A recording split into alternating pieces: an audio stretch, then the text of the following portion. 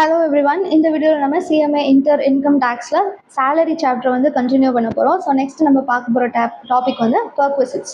So சேலரினா உங்கள் employer உங்களுக்கு பே பண்ணுறதுக்கு ப்ராமிஸ் பண்ணியிருப்பாங்களா, அதுதான் வந்து சேலரி. பர்க்விசிட் வந்து சேலரியோட அடிஷ்னலாக என்னென்னலாம் கொடுக்குறாங்களோ அதெல்லாம் பர்க்விசிட்.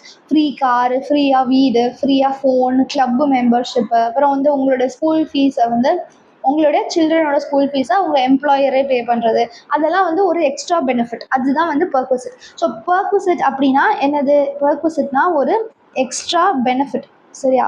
பர்க்விசிட்டுங்கிறது ஒரு எக்ஸ்ட்ரா பெனிஃபிட். ஓகே, இப்போ அலோவன்சஸ் வந்து கேஷாக இருக்கும்.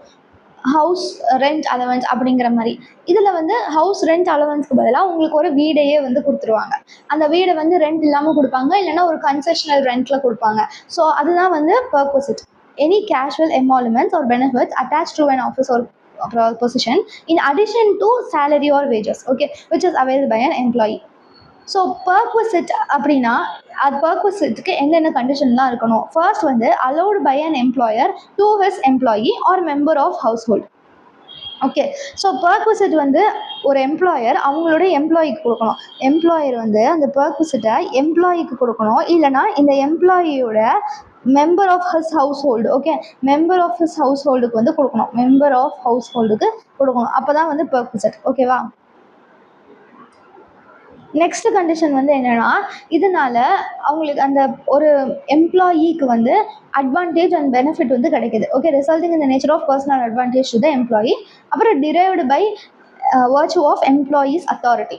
ஸோ எம்ப்ளாயி வந்து இந்த ஒரு பொசிஷனில் இருக்கிறதுனால தான் அவங்களுக்கு அந்த பர்க்விசிட் வந்து கிடைக்குது. இந்த 3 கண்டிஷன் சாட்டிஸ்ஃபை இருந்தால் மட்டும்தான் அது வந்து பர்க்விசிட் அப்படின்னு சொல்லுவோம். ஓகேவா? நெக்ஸ்ட் வந்து என்னன்னா, பர்க்விசிட் வந்து கான்ட்ராக்சுவலாகவும் இருக்கலாம், இல்லை வாலண்டியராகவும் இருக்கலாம். ரெண்டுமே வந்து டாக்ஸபிள் தான். ஓகேவா?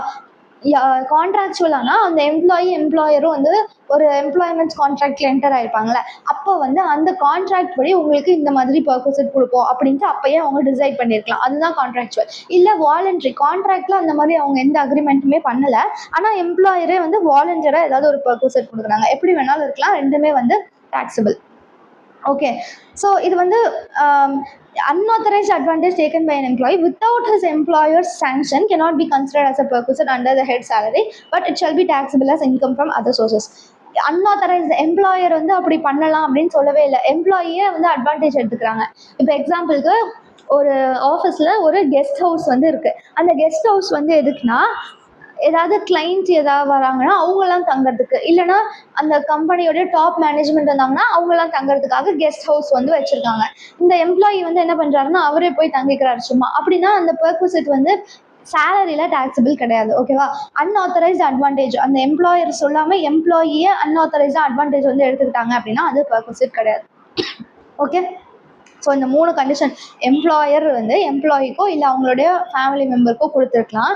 இது வந்து ஒரு பர்சனல் அட்வான்டேஜ் வந்து தரணும் அந்த எம்ப்ளாயிக்கு.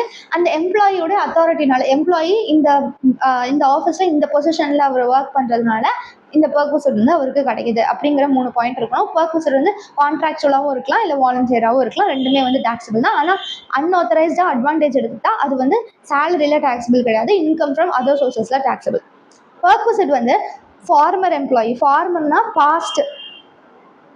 ஒரு கம்பெனியில் வந்து நீங்கள் ஒர்க் பண்ணிட்டு இருக்கீங்க, அப்புறம் அந்த கம்பெனிலேருந்து ரிசைன் பண்ணிட்டு வேற ஒரு கம்பெனியில் ஜாயின் பண்ணிட்டீங்க. அப்போனா அந்த பழைய கம்பெனி இருக்குல்ல, அதுதான் பாஸ்ட் எம்ப்ளாயிட்டேருந்து இருக்கலாம், இல்லை ப்ரெசென்ட் எம்ப்ளாயிட்டேருந்து இருக்கலாம், இல்லைனா எம்ப்ளாயர்ட்டேருந்து, இல்லைனா ஃபியூச்சர் எம்ப்ளாயர்ட்டேருந்து வேணாலும் இருக்கலாம். ஃபியூச்சர்னா ப்ரொஸ்பெக்டிவ் எம்ப்ளாயர். ஓகேவா? பர்க்விசிட் வந்து பாஸ்ட் எம்ப்ளாயர்ட்டேருந்து இருக்கலாம், ப்ரெசென்ட்லேருந்து இருக்கலாம், ஃபியூச்சர்லேருந்து இருக்கலாம். எல்லாமே வந்து டாக்ஸபிள் தான். ஓகே, நெக்ஸ்ட் வந்து மெம்பர் ஆஃப் ஹவுஸ் ஹோல்டு. நீங்கள் சொன்னோம்ல, மெம்பர் ஆஃப் ஹவுஸ் ஹோல்டுனா வந்து யார்? ஸோ ஜஸ்ட் எம்ப்ளாயோட ஃபேமிலி கொடுத்தாலும் அது பர்க்விசிட் தான். ஸோ ஃபர்ஸ்ட்டு ஃபேமிலியில் யாரெல்லாம் வருவாங்க? ஃபர்ஸ்ட் வந்து ஸ்பௌஸ், உங்களோட ஹஸ்பண்ட் இல்லைன்னா உங்களோட ஒய்ஃப். அவங்க டிபெண்ட்டாக வேணாலும் இருக்கலாம், இண்டிபெண்ட்டாக வேணாலும் இருக்கலாம். ஓகேவா? இப்போ அந்த ஒய்ஃப் வந்து ஒரு ஹவுஸ் ஒய்ஃபாக இருந்தாங்கன்னா அவங்க கம்ப்ளீட்லி அந்த ஹஸ்பண்டில் தான் டிபெண்ட்டாக இருப்பாங்க. அப்படி வேணாலும் இருக்கலாம், member of the household தான். இல்லைனா அந்த ஒய்ஃப் வந்து அவங்களே இண்டிபெண்ட்டாக அவங்க ஒர்க்கு போனாலும் அவங்களும் member of the household தான். நெக்ஸ்ட் வந்து பேரண்ட்ஸும் அதே மாதிரி வெதர் டிபெண்ட் ஆர் நாட். அதுக்கப்புறம் children and their spouses. Children and their ஸ்பௌசஸ்னா உங்களுடைய பையன் இல்லைனா உங்களோட பொண்ணு அண்ட் உங்களோட பையனோட ஒய்ஃப் இல்லைனா பொண்ணோட ஹஸ்பண்ட், அதுதான் வந்து children and their spouse, whether depend or not. அதுக்கப்புறம் சர்வன்ஸ், அதுக்கப்புறம் டிபெண்டன்ஸ். ஓகேவா? இப்போ யாரெல்லாம் வருவாங்க? ஸ்பௌஸு, பேரண்ட், சில்ட்ரன், அந்த சில்ட்ரனோட ஸ்பௌஸ், அவங்களாம் டிபெண்டோ இல்லையோ. ஓகே, அதுக்கப்புறம் டிபெண்ட், வேறு யாராவது உங்களோட பிரதர் சிஸ்டர்லாம் உங்களை டிபெண்ட் பண்ணி இருந்தாங்கன்னா மட்டும்தான் உங்களுடைய ஃபேமிலியில் வருவாங்க. ஓகேவா? இப்போ உங்களுடைய பிரதரோ சிஸ்டரோ அவங்க வந்து ஒரு ஒர்க் வந்து போகிறாங்க, அவங்களுக்கு சேலரி இருக்குது அப்படின்னா அவங்க உங்களை டிபெண்ட் பண்ணி கிடையாது. அப்போ வந்து அவங்க உங்கள் member of the household உங்களுக்கு வரமாட்டாங்க. புரியுதா? உங்களுடைய தங்கச்சி இருக்காங்க இல்லை தம்பி இருக்காங்கன்னு வச்சுக்கோங்க, அவங்க வந்து இண்டிபெண்ட்டாக ஒரு ஃபார்ம்லேயே எங்கேயோ போய் வேலை பார்க்குறாங்க அப்படின்னா அவங்க வந்து இண்டிபெண்ட்டாக இருக்கிறவங்க உங்களுடைய ஃபேமிலி மெம்பர் கிடையாது. ஓகே, பிரதர் சிஸ்டர்லாம் பொறுத்த வரைக்கும் ஓகேவா? ஸோ ஃபேமிலியில் உங்களோட ஸ்பௌஸ், உங்களோட பேரண்ட், உங்களுடைய சில்ட்ரனும் உங்கள் சில்ட்ரனுடைய ஸ்பௌஸும் மட்டும் டிபெண்டோ இண்டிபெண்டோ உங்களுடைய member of the household தான். ஆனால் மற்றவங்கெல்லாம், மற்ற ரிலேட்டிவ், பிரதர் சிஸ்டர், வேறு ஏதாவது ரிலேட்டிவ், சித்தப்பா சித்தி ஆன்டி, அவங்கெல்லாம் வந்து டிபெண்ட்டாக இருந்தால் மட்டும்தான் உங்களுடைய member of the household. Servants வந்து உங்களுடைய member of the household. Okay, அதுக்கப்புறம் நம்ம ஓகே பர்குசிட்டுங்கிறது எக்ஸ்ட்ரா பெனிஃபிட். இந்த கண்டிஷன் 3 கண்டிஷன் சாட்டிஸ்ஃபை ஆனால் டேக்ஸபிள். ஓகேவா? நெக்ஸ்ட் நம்ம பார்க்க போகிறது ஸ்பெசிஃபைடு எம்ப்ளாயீஸ். இது வந்து கொஞ்சம் இம்பார்ட்டன்ட். ஸ்பெசிஃபைடு எம்ப்ளாயீஸ்ங்கிறது ஏன் இம்பார்ட்டன்ட்னா, சில பர்குசிட் வந்து ஸ்பெசிஃபைடு எம்ப்ளாயீஸ்க்கு மட்டும்தான் டேக்ஸபிள், அந்த அன்ஸ்பெசிஃபைடு எம்ப்ளாயீஸ்க்குலாம் டேக்ஸபிள் கிடையாது, அப்படிலாம் இருக்கும். ஸோ ஸ்பெசிஃபைடு எம்ப்ளாயினா என்ன அப்படிங்கிறது உங்களுக்கு தெரியணும். ஓகே, 3 கேட்டகரி தான். ஃபர்ஸ்ட் வந்து டைரக்டர் எம்ப்ளாயி. ஒரு எம்ப்ளாயி அவங்க தான் அந்த கம்பெனியோட டைரக்டருமே. ஓகேவா? அப்போனா அவங்க ஸ்பெசிஃபைடு எம்ப்ளாயி. அவங்க ஃபுல் டைமா பார்ட் டைமா, போர்டில் இருக்காங்களா இல்லையா, இந்த இயரில் இருக்காங்களா ப்ரீவியஸ் இயரில் இருக்காங்களா, அதெல்லாம் எதுவுமே பார்க்க மாட்டோம். ஓகேவா? ஸோ ஒரு எம்ப்ளாயி வந்து அந்த கம்பெனிக்கு டைரக்டராக இருந்தால் அவங்க ஸ்பெசிஃபைடு எம்ப்ளாயி. சரியா? Note, it is immaterial. அவங்க வந்து ஒர்க்கர்ஸோட நாமினியாக இருக்காங்களா, ஃபினான்ஷியல் இன்ஸ்டிடியூஷன்ஸ் எக்ஸெட்ரா, அதெல்லாம் எதுவுமே பார்க்க மாட்டோம். அந்த எம்ப்ளாயி ஃபுல் டைமாக பார்ட் டைமான்னு பார்க்க மாட்டோம். அவங்க த்ரூ அவுட் த இயர் டைரக்டராக இருக்காங்களா இல்லை ப்ரீவியஸ் இயரில் டைரக்டராக இருக்காங்களா, எதுவுமே பார்க்க மாட்டோம். ஒரு எம்ப்ளாயி அந்த கம்பெனியோட டைரக்டராக இருந்தாங்கன்னா அவங்க ஸ்பெசிஃபைடு எம்ப்ளாயி. புரியுதா? இப்போ இந்த எக்ஸாம்பிள் வந்து பார்க்கலாம். மனு அப்படின்னு ஒருத்தவங்க எக்ஸ் லிமிடெட்னு ஒரு கம்பெனியில் ஒர்க் பண்ணுறாங்க. அவங்க வந்து டைரக்டர் எம்ப்ளாயி. அப்புறம் ஒய் லிமிடெட் அப்படிங்கிற கம்பெனியில் எம்ப்ளாயியாக மட்டும்தான் ஒர்க் பண்ணுறாங்க. புரியுதா? மனுன்னு ஒருத்தவங்க இருக்காங்க, அவங்க வந்து 2 கம்பெனியில் ஒர்க் பண்ணுறாங்க. எக்ஸ் லிமிடெட்னு ஒரு கம்பெனிலையும் ஒய் லிமிடெட் ஒரு கம்பெனிலையும், 2 கம்பெனிலுமே அவங்க எம்ப்ளாயி. எக்ஸ் லிமிடெடில் அவங்க டைரக்டராகவும் இருக்காங்க. ஓகே, அப்படின்னா அவங்க எக்ஸ் லிமிடெடுக்கு மட்டும்தான் ஸ்பெசிஃபைடு எம்ப்ளாயி, ஒய் லிமிடெடுக்கு அவங்க ஸ்பெசிஃபைடு எம்ப்ளாயி கிடையாது. புரியுதா? ஓகே, ஸோ டைரக்டராக அவங்க ஒரு நாள் ஒர்க் பண்ணால் கூட அவங்க ஸ்பெசிஃபைடு எம்ப்ளாயி தான். Director even for a day is considered as specified employee of such company. Okay, category 1 வந்து புரியுதா? டைரக்டர் எம்ப்ளாயி, அவ்வளோதான். ஒரு டைரக்டர் ஒரு எம்ப்ளாயி வந்து அதே கம்பெனியில் டைரக்டராக இருந்தாங்கன்னா அவங்க வந்து ஸ்பெசிஃபைடு எம்ப்ளாயி. ஓகே, ஒரு நாள் டைரக்டராக இருந்தால் கூட அவங்க ஸ்பெசிஃபைடு எம்ப்ளாயி ஆயிடுவாங்க. நெக்ஸ்ட் வந்து இது பேர் என்னென்னா சப்ஸ்டான்ஷியல் இன்ட்ரெஸ்ட். கேட்டகரி 2 வந்து சப்ஸ்டான்ஷியல் இன்ட்ரெஸ்ட். எனி எம்ப்ளாயி ஒரு கம்பெனியில் 20% ஆர் மோர் ஓட்டிங் பவர் வச்சுருந்தாங்க அப்படின்னா அவங்க ஸ்பெசிஃபைடு எம்ப்ளாயி. ஓகேவா? ஸோ நீங்கள் ஒரு கம்பெனியில் ஒர்க் பண்ணுறீங்க, நீங்கள் அந்த கம்பெனியில் 20% ஆர் மோர் ஓட்டிங் பவர் வந்து வச்சுருக்கீங்க அப்படின்னா நீங்கள் வந்து அந்த கம்பெனிக்கு ஸ்பெசிஃபைடு எம்ப்ளாயியாக மாறிடுவீங்க. Okay, substantial interest means the employee who beneficially holds 20% or more voting power in the employer company.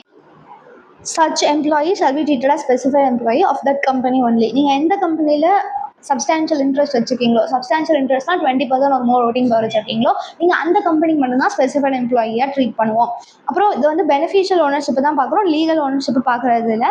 Substantial interest must be held by the assessee individually. அந்த அசஸி வந்து இண்டிவிஜுவலாக 20% வச்சுருக்கணும், அவங்க சொந்தக்காரங்க கூட சேர்த்து 20% கிடையாது. இப்போ வந்து ஒரு எம்ப்ளாயி வந்து இருக்காங்க, அவங்க மட்டும் வந்து 20% வச்சுருக்கணும், அவங்களோட ஒய்ஃப் கூடயோ அவங்க சில்ட்ரன் கூடயோ சேர்ந்து 20% கிடையாது. சரியா?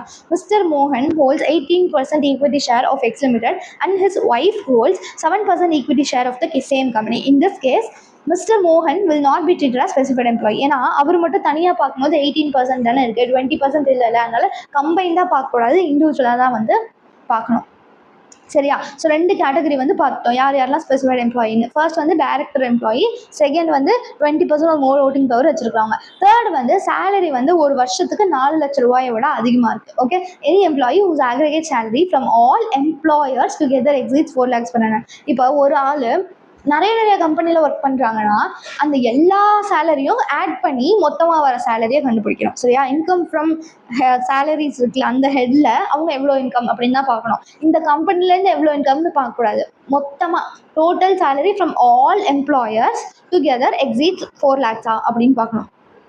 ஓகே, அந்த 4 lakhs அந்த சேலரியை கால்குலேட் பண்ணுறதுக்கு எதெல்லாம் வந்து வராது, எக்ஸ்க்ளூடட் எதெல்லாம் வராது அப்படின்னா நான் மானிட்டரி பெனிஃபிட்லாம் எதுவுமே வராது. அப்புறம் நான் டேக்ஸபிள் மானிட்டரி பெனிஃபிட். ஓகே, நான் மானிட்டரி பெனிஃபிட்னா கேஷாக இல்லாமல் இருக்கிறது. எக்ஸாம்பிள், உங்கள் எம்ப்ளாயர் வந்து உங்களுக்கு ஒரு கிளப் மெம்பர்ஷிப் தராங்க, ஒரு ஜிம் மெம்பர்ஷிப் தராங்க அப்படின்னா அதை வந்து அந்த ஜிம் மெம்பர்ஷிப் வந்து மார்க்கெட் வேல்யூ எவ்வளோன்ட்டு நீங்கள் அப்படிலாம் போட வேண்டாம். ஓகே, நான் மானிட்டரியாக இருந்ததுன்னா அதை சேர்க்கக்கூடாது. அப்புறம் மானிட்டரி பெனிஃபிட்டே நாட் டேக்ஸபிளாக இருந்ததுன்னா அதை சேர்க்கக்கூடாது. அப்புறம் டிடக்ஷன்ஸ் அண்டர் செக்ஷன் 16(1)(a), 16(2) இது வந்து நம்ம அப்புறமா பார்ப்போம். Okay, standard deduction, entertainment allowance, professional tax டிடக்ஷன்ஸ்னு இருக்குது.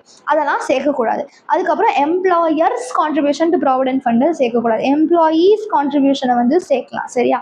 எம்ப்ளாயரோட கான்ட்ரிபியூஷனை வந்து சேர்க்கக்கூடாது. ஓகே, ஸோ கேஷ் சேலரியை மட்டும்தான் சேர்க்கணும். நாட் டேக்ஸபிள் நம்ம சேர்க்கக்கூடாது. அவ்வளோதான். ஓகே, இப்போ மல்டிபிள் எம்ப்ளாயராக இருந்தாங்கன்னா எல்லா எம்ப்ளாயரோடையும் சேர்த்து கால்குலேட் பண்ணணும். இப்போ சேலரிஸ் ரிசீவ்ட் ஃப்ரம் அதுதான் எல்லா எம்ப்ளாயரோடையும் சேர்த்து வந்து கால்குலேட் பண்ணுவோம். அவங்க வந்து ஸ்பெசிஃபைட் எம்ப்ளாயி ஆல் எம்ப்ளாயிஸ் ஆயிடுவாங்க.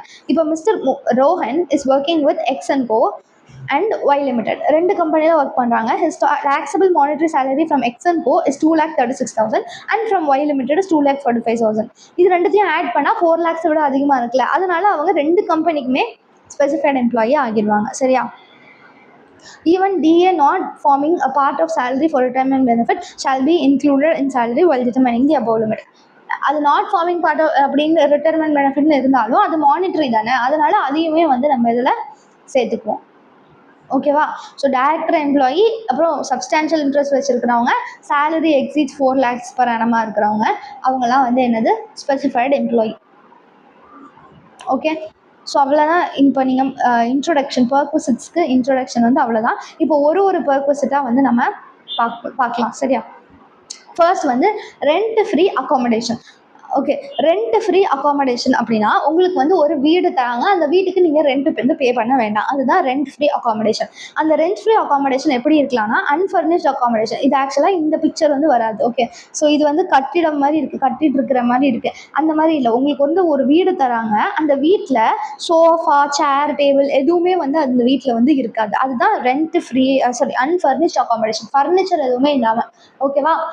புரியுதா? அதில் வந்து கிச்சனில் அடுப்பு எதுவுமே இருக்காது, டிவி இருக்காது, சோஃபா, சேர் எதுவுமே இருக்காது. அதுதான் அன்ஃபர்னிஷ்ட் அக்காமடேஷன். ஓகே, ஃபர்னிஷ்ட் அக்காமடேஷன்னா ஃபர்னிச்சர்லாம் இருக்கும். எக்ஸாம்பிளுக்கு இந்த பிக்சர் இருக்குது, இந்த சோஃபா இருக்குது, இந்த லேம்ப் இருக்குது, அப்புறம் இந்த புக் ஷெல்ஃப் இருக்குது. அந்த மாதிரி ஃபர்னிச்சர்லாம் இருந்துச்சுன்னா அது என்னவாயிரும்? ஃபர்னிஷ்ட் அக்காமடேஷன் ஆயிரும். இன்னொன்று வந்து ஹோட்டல் அக்காமடேஷன். வீடாக தராமல் இந்த ஹோட்டலில் போய் நீங்கள் தங்கிக்கோங்க அப்படின்னு சொல்கிறாங்க. அதுதான் ஹோட்டல் அக்காமடேஷன். புரியுதா? ஸோ அக்காமடேஷன் எப்படிலாம் இருக்கலாம்? அன்ஃபர்னிஷ்டாக இருக்கலாம். அன்ஃபர்னிஷ்னா ஒரு வீடு மட்டும் தராங்க, அந்த வீட்டில் எந்த ஃபர்னிச்சருமே கிடையாது. இல்லைனா ஃபர்னிஷ்ட் அக்காமடேஷனாக தராங்க, இல்லைனா ஹோட்டல் அக்காமடேஷனாக தராங்க. ஓகே, இப்போ இந்த மூணுத்துக்கும் எப்படிலாம் வரும் அப்படின்னு தான் நம்ம பார்க்க போகிறோம். ஃபர்ஸ்ட் வந்து அன்ஃபர்னிஷ்ட் அக்காமடேஷன். அன்ஃபர்னிஷ்ட் அக்காமடேஷன்னா ஃபர்னிச்சர் இல்லாமல் வீடு மட்டும் தராங்க அப்படின்னா கவர்மெண்ட் எம்ப்ளாயிக்கு license fee fixed by the government. அதுதான் டேக்ஸபிள் வேல்யூ. ஓகே, கவர்மெண்ட் எம்ப்ளாயிக்கு வந்து கவர்மெண்ட் வந்து இந்த அமௌண்ட் தான் டேக்ஸபிளாக இருக்கும் அப்படின்ட்டு ஃபிக்ஸ் பண்ணியிருக்கோம். அதுதான் டேக்ஸபிள். ஓகே, நீங்கள் இதில் எந்த கால்குலேஷனுமே பண்ண வேண்டாம். கவர்மெண்ட் எம்ப்ளாயி இருந்தால் கொஸ்டின்லேயே licence fee fixed by the government is இவ்வளோ அப்படின்னு கொடுத்துருப்பாங்க. அதை அப்படியே டேரெக்டாக யூஸ் பண்ணிடுவீங்க. கவர்மெண்ட் எம்ப்ளாயியாக தான். சரியா? இப்போ other than government employee, others எம்ப்ளாயியாக இருந்தால் ப்ரைவேட் எம்ப்ளாயி. ஓகே, ப்ரைவேட் செக்டரில் இருக்கிற எம்ப்ளாயிக்கு எப்படி போடணும் அப்படின்னு பார்க்க போகிறோம். ப்ரைவேட் எம்ப்ளாயியில் எம்ப்ளாயர் ஓன்ட் அக்காமடேஷனா அப்படின்னு பார்க்கணும். எம்ப்ளாயரோடைய அக்காமடேஷனா. ஓகே, நீங்கள் வந்து எக்ஸாம்பிளுக்கு நீங்கள் வந்து ஒரு ரிலையன்ஸ் இண்டஸ்ட்ரீஸில் ஒர்க் பண்ணுறீங்க. இப்போ அம்பானி வந்து ஒரு வீடு வச்சுருக்கா, அந்த வீடை வந்து உங்களுக்கு ஃப்ரீயாக கொடுக்குறேன், அந்த மாதிரியா அப்படின்னு பார்க்கணும். எம்ப்ளாயரோட சொந்த வீடு அதை வந்து உங்களுக்கு கொடுக்குறாங்களா, இல்லை accommodation hired by the employer வந்து வேறு யார்கிட்ட ஏதாவது அந்த வீடை வந்து ஹையர் பண்ணி உங்களுக்கு வந்து கொடுக்குறாங்களா. ஹையர் பண்ணினா அதை அவங்க ரெண்டுக்கு எடுத்து அதை வந்து உங்கள்கிட்ட கொடுக்குறாங்களா அப்படின்ட்டு பார்க்கணும். புரியுதா? அகாமடேஷன் ஓன்டு பை த எம்ப்ளாயரா இல்லை இது வந்து என்னது நாட் ஓன்டு பை த எம்ப்ளாயரா அப்படின்னு பார்க்கணும் first. Okay, not owned by எம்ப்ளாயரா. சப்போஸ் எம்ப்ளாயர் வந்து அதை ஓன் பண்ணியிருக்காரு, okay, accommodation is owned by the employer. Okay, அப்படி இருந்ததுன்னா ஃபர்ஸ்ட் நீங்கள் என்ன பார்ப்பீங்கன்னா உங்களுடைய வீடு இருக்குல்ல, அந்த வீட்டு இருக்கிற சிட்டியில் எவ்வளோ பாப்புலேஷன் இருக்குது அப்படின்னு பார்க்கணும். ஓகே, இப்போ எக்ஸாம்பிளுக்கு சென்னைனா சென்னையில் எவ்வளோ பாப்புலேஷன் இருக்குது அப்படின்னு பார்க்கணும். ஓகேவா? பாப்புலேஷன் வந்து 15 lakhs வரைக்கும் தான் இருக்குது. ஓகே, இது வந்து என்னது வைலட் கலரில் இருக்கிறது வந்து பாப்புலேஷன் வந்து 15 lakhs வரைக்கும் தான் இருக்குது அப்படின்னா taxable வேல்யூ வந்து 5% ஆஃப் சேலரி. சரியா? 15 lakhsலேருந்து 40 lakhs வரைக்கும் இருக்குது அப்படின்னா 7.5% ஆஃப் சேலரி. 40 lakhs விட அதிகமாக இருக்குது அப்படின்னா 10% ஆஃப் சேலரி. இந்த பாப்புலேஷன் எவ்வளோ இருக்குது அப்படின்ட்டு எப்படி தெரியும் அப்படின்னா 2011 வந்து ஒரு சென்சஸ் வந்து எடுத்திருப்பாங்க. அந்த சென்சஸ் படி எவ்வளோ பாப்புலேஷன் இருக்குன்னு பார்க்கணும். ஓகே, இதை நீங்கள் வந்து ஞாபகம் வச்சுட்டு தான் ஆகணும். Up to 15 lakhs, 15 lakhs to 40 lakhs, more than 40 lakhs, 5, 7.5, 10. Okay, 5, 7.5, 10 அது மட்டும் தான் taxable வேல்யூ. ஓகேவா? Employer won't accommodation. இப்போ நம்ம என்ன படிக்கிறோம்? அன்ஃபர்னிஷ்ட் அகாமடேஷன். ப்ரைவேட் செக்டர் எம்ப்ளாயிக்கு எம்ப்ளாயரே அந்த அகாமடேஷனை ஓன் பண்ணியிருந்தா அந்த சிட்டியோட பாப்புலேஷனை வந்து பார்க்கணும். பாப்புலேஷன் வந்து அப் டு 15 lakhsா, 15 lakhs to 40 lakhsா, மோர் தேன் 40 lakhsஆன்னு பார்க்கணும். ஓகே, அப்புறம் 5%, 7.5%, 10%. ஓகே, இப்போ நெக்ஸ்ட் வந்து accommodation hired by the employer. Hired by the எம்ப்ளாயர்னா எம்ப்ளாயர் வேற யார்கிட்ட இருந்தாவது வாடகை வாங்கி உங்களுக்கு கொடுக்குறாங்க அப்படின்னா எப்படி இருக்கும்?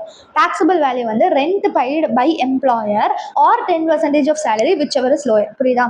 இப்போ இதுதான் வந்து உங்களுடைய எம்ப்ளாயர் டை போட்டிருக்காருன்னு வச்சுக்கலாம். சரியா? உங்கள் எம்ப்ளாயர் வந்து என்ன பண்ணுறாருன்னா அவர்கிட்ட வீடு இல்லை, அதனால அவர் என்ன பண்ணுறாரு, ரெண்ட்டுக்கு ஒரு வீடை வந்து எடுக்கிறார். ரெண்ட்டுக்கு வந்து ஒரு வீடை வந்து எடுத்து அதை வந்து உங்களுக்கு ஃப்ரீ ஆஃப் காஸ்ட்டில் வந்து கொடுக்குறாரு. சரியா? நீங்கள் வந்து இப்போ ரெண்ட் பே பண்ண மாட்டீங்க. இந்த எம்ப்ளாயர் இருக்கார்ல, இந்த எம்ப்ளாயர் வந்து இந்த வீட்டுக்கு வந்து ரெண்ட் பே பண்ணுவார்ல, அந்த ரெண்ட்டு இல்லைனா உங்களுடைய சேலரியில் 10%, இது ரெண்டுத்தில் எது கம்மியோ அதுதான் taxable வேல்யூ. ஓகேவா? அன்ஃபர்னிஷ்ட் அகாமடேஷன் வந்து முடிஞ்சிச்சு. ஓகே, அன்ஃபர்னிஷ்ட் அகாமடேஷன் வந்து கவர்மெண்ட் எம்ப்ளாயியாக இருந்தால் licence fee fixed by the government. Other than government எம்ப்ளாயியாக இருந்தால் ஃபர்ஸ்ட் வந்து அந்த அகாமடேஷன் ஓன்டு பை த எம்ப்ளாயரா இல்லை நாட் ஓன்டு பை த எம்ப்ளாயரா அப்படின்னு பார்ப்போம். ஓன்டு பை த எம்ப்ளாயராக இருந்துச்சுன்னா அந்த அகாமடேஷன் இருக்கிற சிட்டி இருக்கு இல்லையா, அந்த சிட்டியோட பாப்புலேஷனை வச்சு பேஸ் பண்ணி எவ்வளோன்னு நம்ம கண்டுபிடிப்போம் taxable வேல்யூ. இல்லை அகாமடேஷன் வந்து அந்த எம்ப்ளாயர் வேற யார்ட்டேருந்து வாடகை வாங்கி உங்களுக்கு கொடுக்குறாரு அப்படின்னா அவர் எவ்வளோ பே பண்ணுறது ரெண்ட், அது இல்லைனா உங்களோட சேலரியோட 10% விச் எவர் இஸ் லெஸ் தான் வந்து taxable வேல்யூ. நெக்ஸ்ட் வந்து ஃபர்னிஷ்ட் அகாமடேஷன். ஃபர்னிஷ்ட் அகாமடேஷன்னா வீடு ப்ளஸ் ஃபர்னிச்சரும் வந்து உங்களுக்கு தராங்க. அந்த வீட்டில் இருக்கிற சோஃபா, சேர், டிவி அந்த மாதிரி இதுவும் சேர்த்து தராங்க. அப்படின்னா ஃபர்ஸ்ட் வந்து என்ன பண்ணணும்னா அன்ஃபர்னிஷ்ட் அகாமடேஷனுக்கு இந்த மெத்தட் யூஸ் பண்ணி நம்ம ஃபர்ஸ்ட் வந்து ஒரு வேல்யூ கண்டுபிடிப்போம்ல, அந்த வேல்யூவை எடுத்துகிட்டு ஆட் ஃபர்னிச்சரோட வேல்யூவை அது கூட சேர்த்துக்கணும். அவ்வளோதான். ஃபர்னிச்சரோட வேல்யூ எப்படி சேர்க்குறது அப்படின்னா அந்த எம்ப்ளாயர் வந்து அவருடைய ஓன் ஃபர்னிச்சர் கொடுக்குறாரா இல்லை வேறு யார்ட்டேருந்தாவது அந்த ஃபர்னிச்சரை வாடகைக்கு எடுத்து கொடுக்குறாரா அப்படின்னு பார்க்கணும். அவருடைய ஓன் ஃபர்னிச்சர் அப்படின்னா 10% ஆஃப் ஆக்சுவல் காஸ்ட். அவர் வேறு யார்ட்டாவது வாங்கியிருப்பார்ல, இப்போ எக்ஸாம்பிளுக்கு அவர் போய் ஒரு நீல்கமல் இருக்குல்ல, நீல்கமல்னு ஒரு கம்பெனி இருக்குது தெரியுமா, நீல்கமல் பீரோலாம் இருக்கும்ல, அந்த கம்பெனிலேருந்து அவர் வந்து ஒரு 5,000 rupeesக்கு ஒரு கபோர்டு வாங்கி உங்களுக்கு வந்து கொடுக்குறாரு அப்படின்னா அந்த 5,000 அவர் பே பண்ணியிருக்காருல அதுதான் ஆக்சுவல் காஸ்ட். அந்த ஆக்சுவல் காஸ்ட் அதோட 10% எடுக்கணும். இல்லை அப்படின்னா அவர் வேறு யார்ட்டாவது வாடகை வாங்கியிருக்கிறாருன்னா அவர் எவ்வளோ வாடகை கொடுக்குறாரோ அதான் hire charges paid by the employer. ஓகேவா? அது ரெண்டுத்தையும் ஆட் பண்ணோம்னா நமக்கு டோட்டல் வேல்யூ வந்து கிடச்சிரும். புரியுதா?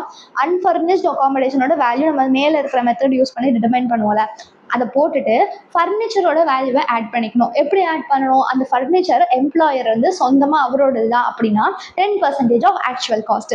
இல்லை அவர் வேறு யார்ட்டேருந்து வாடகைக்கு எடுத்து கொடுக்குறாரு அப்படின்னா அதுக்கு எவ்வளோ வாடகை பே பண்ணுறாரு, hire charges paid by the employer. ஓகேவா? அவ்வளோதான் வந்து unfurnished accommodation and furnished accommodation. Next வந்து ஹோட்டல் அகாமடேஷன். ஓகே தானே? இது எல்லாத்தையும் பார்த்து நம்ம ஒரேடியாக கொஸ்டின்ஸ் பார்த்துடலாம். ஓகேவா? உங்களுக்கு புரியலைன்னா வீடியோவை பாஸ் பண்ணிட்டு ரீகால் பண்ணிட்டு திரும்பி வந்து ப்ளே பண்ணுங்கள். ஹோட்டல் அகாமடேஷன் வீடெல்லாம் வந்து உங்களுக்கு கொடுக்கல, நீங்கள் வந்து ஒரு லாட்ஜில் போய் தங்கிக்கங்க அப்படின்ட்டு ஹோட்டல் அகாமடேஷன் கொடுக்குறாங்க அப்படின்னா எப்படி இருக்கும்? ஓகே, ஃபர்ஸ்ட் வந்து உங்களை ட்ரான்ஸ்ஃபர் அப்போ வந்து அகாமடேஷன் கொடுக்குறாங்க. ஓகே, ஹோட்டலில். இப்போ எக்ஸாம்பிளுக்கு நீங்கள் வந்து ஒரு கம்பெனியில், இந்த கம்பெனியில் வந்து ஒர்க் பண்ணுறீங்க. இந்த கம்பெனி வந்து சென்னையில் இருக்குது. சென்னையில் தான் வந்து உங்களுடைய வீடும் வந்து இருக்குது. ஓகேவா? இல்லை நம்ம ஆப்போசிட்டாக வச்சுக்கலாம். இது வந்து கோயம்புத்தூர்.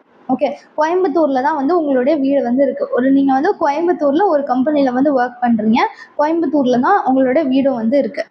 இப்போ என்னாச்சுன்னா, உங்களை வந்து ப்ரொமோஷன் பண்ணி சென்னைக்கு அந்த கம்பெனியோட ஹெட் ஆஃபீஸ் வந்து சென்னையில் இருக்குன்னு வச்சுக்கலாம். சென்னையில் வந்து உங்களை ட்ரான்ஸ்ஃபர் பண்ணிட்டாங்க. நீங்கள் வந்து இந்தமாரி இங்கே கோயம்புத்தூரில் ஒர்க் பண்ணாதீங்க, நாங்கள் வந்து உங்களை ப்ரொமோஷன் பண்ணி சென்னைக்கு அனுப்பிட்டோம் அப்படின்னு சொல்கிறாங்க. ஓகேவா?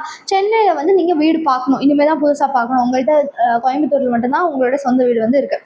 இப்போ நீங்கள் சென்னையில் போய் நீங்கள் புதுசாக வீடு வாடகைக்கு தேடணும், இல்லை ஏதாவது மேன்ஷன் தங்கலாமா, அதெல்லாம் நீங்கள் பார்க்கணும். அதனால அந்த கம்பெனி என்ன பண்ணுறாங்கன்னா, ஒரு 15 நாள் வரைக்கும் நான் வந்து உங்களுக்கு ஒரு ஹோட்டல், எக்ஸாம்பிள் ஐடிசி ஹோட்டல்ஸில் வந்து டெம்பரவரியாக நான் வந்து உங்களுக்கு ஃப்ரீயாக ரூம் தரேன் அப்படின்னு சொல்கிறாங்க. இந்த ரூமில் போய் நீங்கள் தங்கிக்கோங்க அப்படின்னு சொல்கிறாங்க. சரியா? அப்படின்னா ட்ரான்ஸ்ஃபர் அப்போ நாட் எக்ஸைடிங் 15 டேஸ்க்கு உங்களுக்கு அகாமடேஷன் கொடுக்குறாங்க. அப்படின்னா ஹோட்டல் அகாமடேஷன் கொடுக்குறாங்கன்னா அது எக்ஸம்ட் ஃப்ரம் டேக்ஸ். ஓகேவா? அகாமடேஷன் இது வந்து எக்ஸம்ட் ஃப்ரம் டேக்ஸ். இப்போ இது வந்து தேவையில்லாமல் இங்கே நடுவில் இந்த இமேஜ் வந்திருக்கு, அதை எடுத்து விட்டுறலாம். புரியுதா? ஸோ ட்ரான்ஸ்ஃபர் ஆஃப் த எம்ப்ளாயிக்கு ட்ரான்ஸ்ஃபர் அப்போ அப் டு 15 டேஸ் வந்து ஹோட்டலில் அகாமடேஷன் கொடுக்குறாங்க அப்படின்னா அது exempt from tax. Accommodation provided on transfer of employee from one place to another place and accommodation period does not exceed 15 days. டெம்பரவரியாக 15 டேஸ்க்கு வரைக்கும் ஹோட்டலில் கொடுக்குறாங்கன்னா அது என்னது? Exempt from tax. சரியா? இப்போ நெக்ஸ்ட்டு டாக்ஸபிள் வந்து என்னது அப்படின்னா, இந்த மாதிரி இல்லாமல், இந்த கேஸ் இல்லாமல், இந்த ட்ரான்ஸ்ஃபர் இல்லாமல், இல்லைனா மோர் தென் 15 டேஸ் வந்து கொடுக்குறாங்க அப்படின்னா டாக்ஸபிள் வேல்யூ வந்து அந்த எம்ப்ளாயர் வந்து அந்த ஹோட்டலுக்கு வந்து பே பண்ணுவார்ல, அந்த வேல்யூ ஆக்சுவல் சார்ஜஸ். இது ஹையர் சார்ஜஸ் கிடையாது, ஆக்சுவல் சார்ஜஸ். சரியா? ஆக்சுவலாக அந்த எம்ப்ளாயர் வந்து அந்த ஹோட்டலுக்கு வந்து ஒரு அமௌண்ட் பே பண்ணுவார்ல, அந்த சார்ஜஸ் இல்லைனா உங்களோட சேலரியில் 24% விச் எவர் இஸ் லெஸ். புரியுதா? 24 எப்படி ஞாபகம் வச்சுக்கல, 24 ஹவர்ஸாக வந்து 24 ஹவர்ஸ்க்கு பே பண்ணுறாங்க அந்த மாதிரி ஏதாவது ஞாபகம் வச்சுக்கோங்க. இல்லைனா நீங்கள் 24 மணி நேரம் கஷ்டப்பட்டு உழைக்கணுங்கிறதுனால ஹோட்டலில் வந்து உங்களுக்கு புக் பண்ணி தராங்க, அந்த மாதிரி ஏதாவது காமெடியாக ஞாபகம் வச்சுக்கோங்க. புரியுதா? ஹோட்டலில் அகாமடேஷன் கொடுக்குறாங்க. ஓகே, எப்போ கொடுக்குறாங்க? ட்ரான்ஸ்ஃபர் அப்போ கொடுக்குறாங்க. டெம்பரவரியாக 15 டேஸ் வரைக்கும் கொடுக்குறாங்க அப்படின்னா நத்திங் இஸ் டாக்ஸபிள். ஓகே, இந்த கேஸ் இல்லாமல் வேறு ஏதாச்சும் கேஸ்னால் எம்ப்ளாயர் பே பண்ணுற ஆக்சுவல் சார்ஜஸ் இல்லைனா 24% of salary whichever is less வந்து டாக்ஸபிள். ஓகேவா? அப்புறம் இது பாருங்கள், ட்ரான்ஸ்ஃபர் அப்போ if employee having more than one accommodation, okay, period of 90 days வந்து only one accommodation taxable in the hands of employee. 90 டேஸ்க்கு மேலேனா all accommodation are taxable in the hands of employee.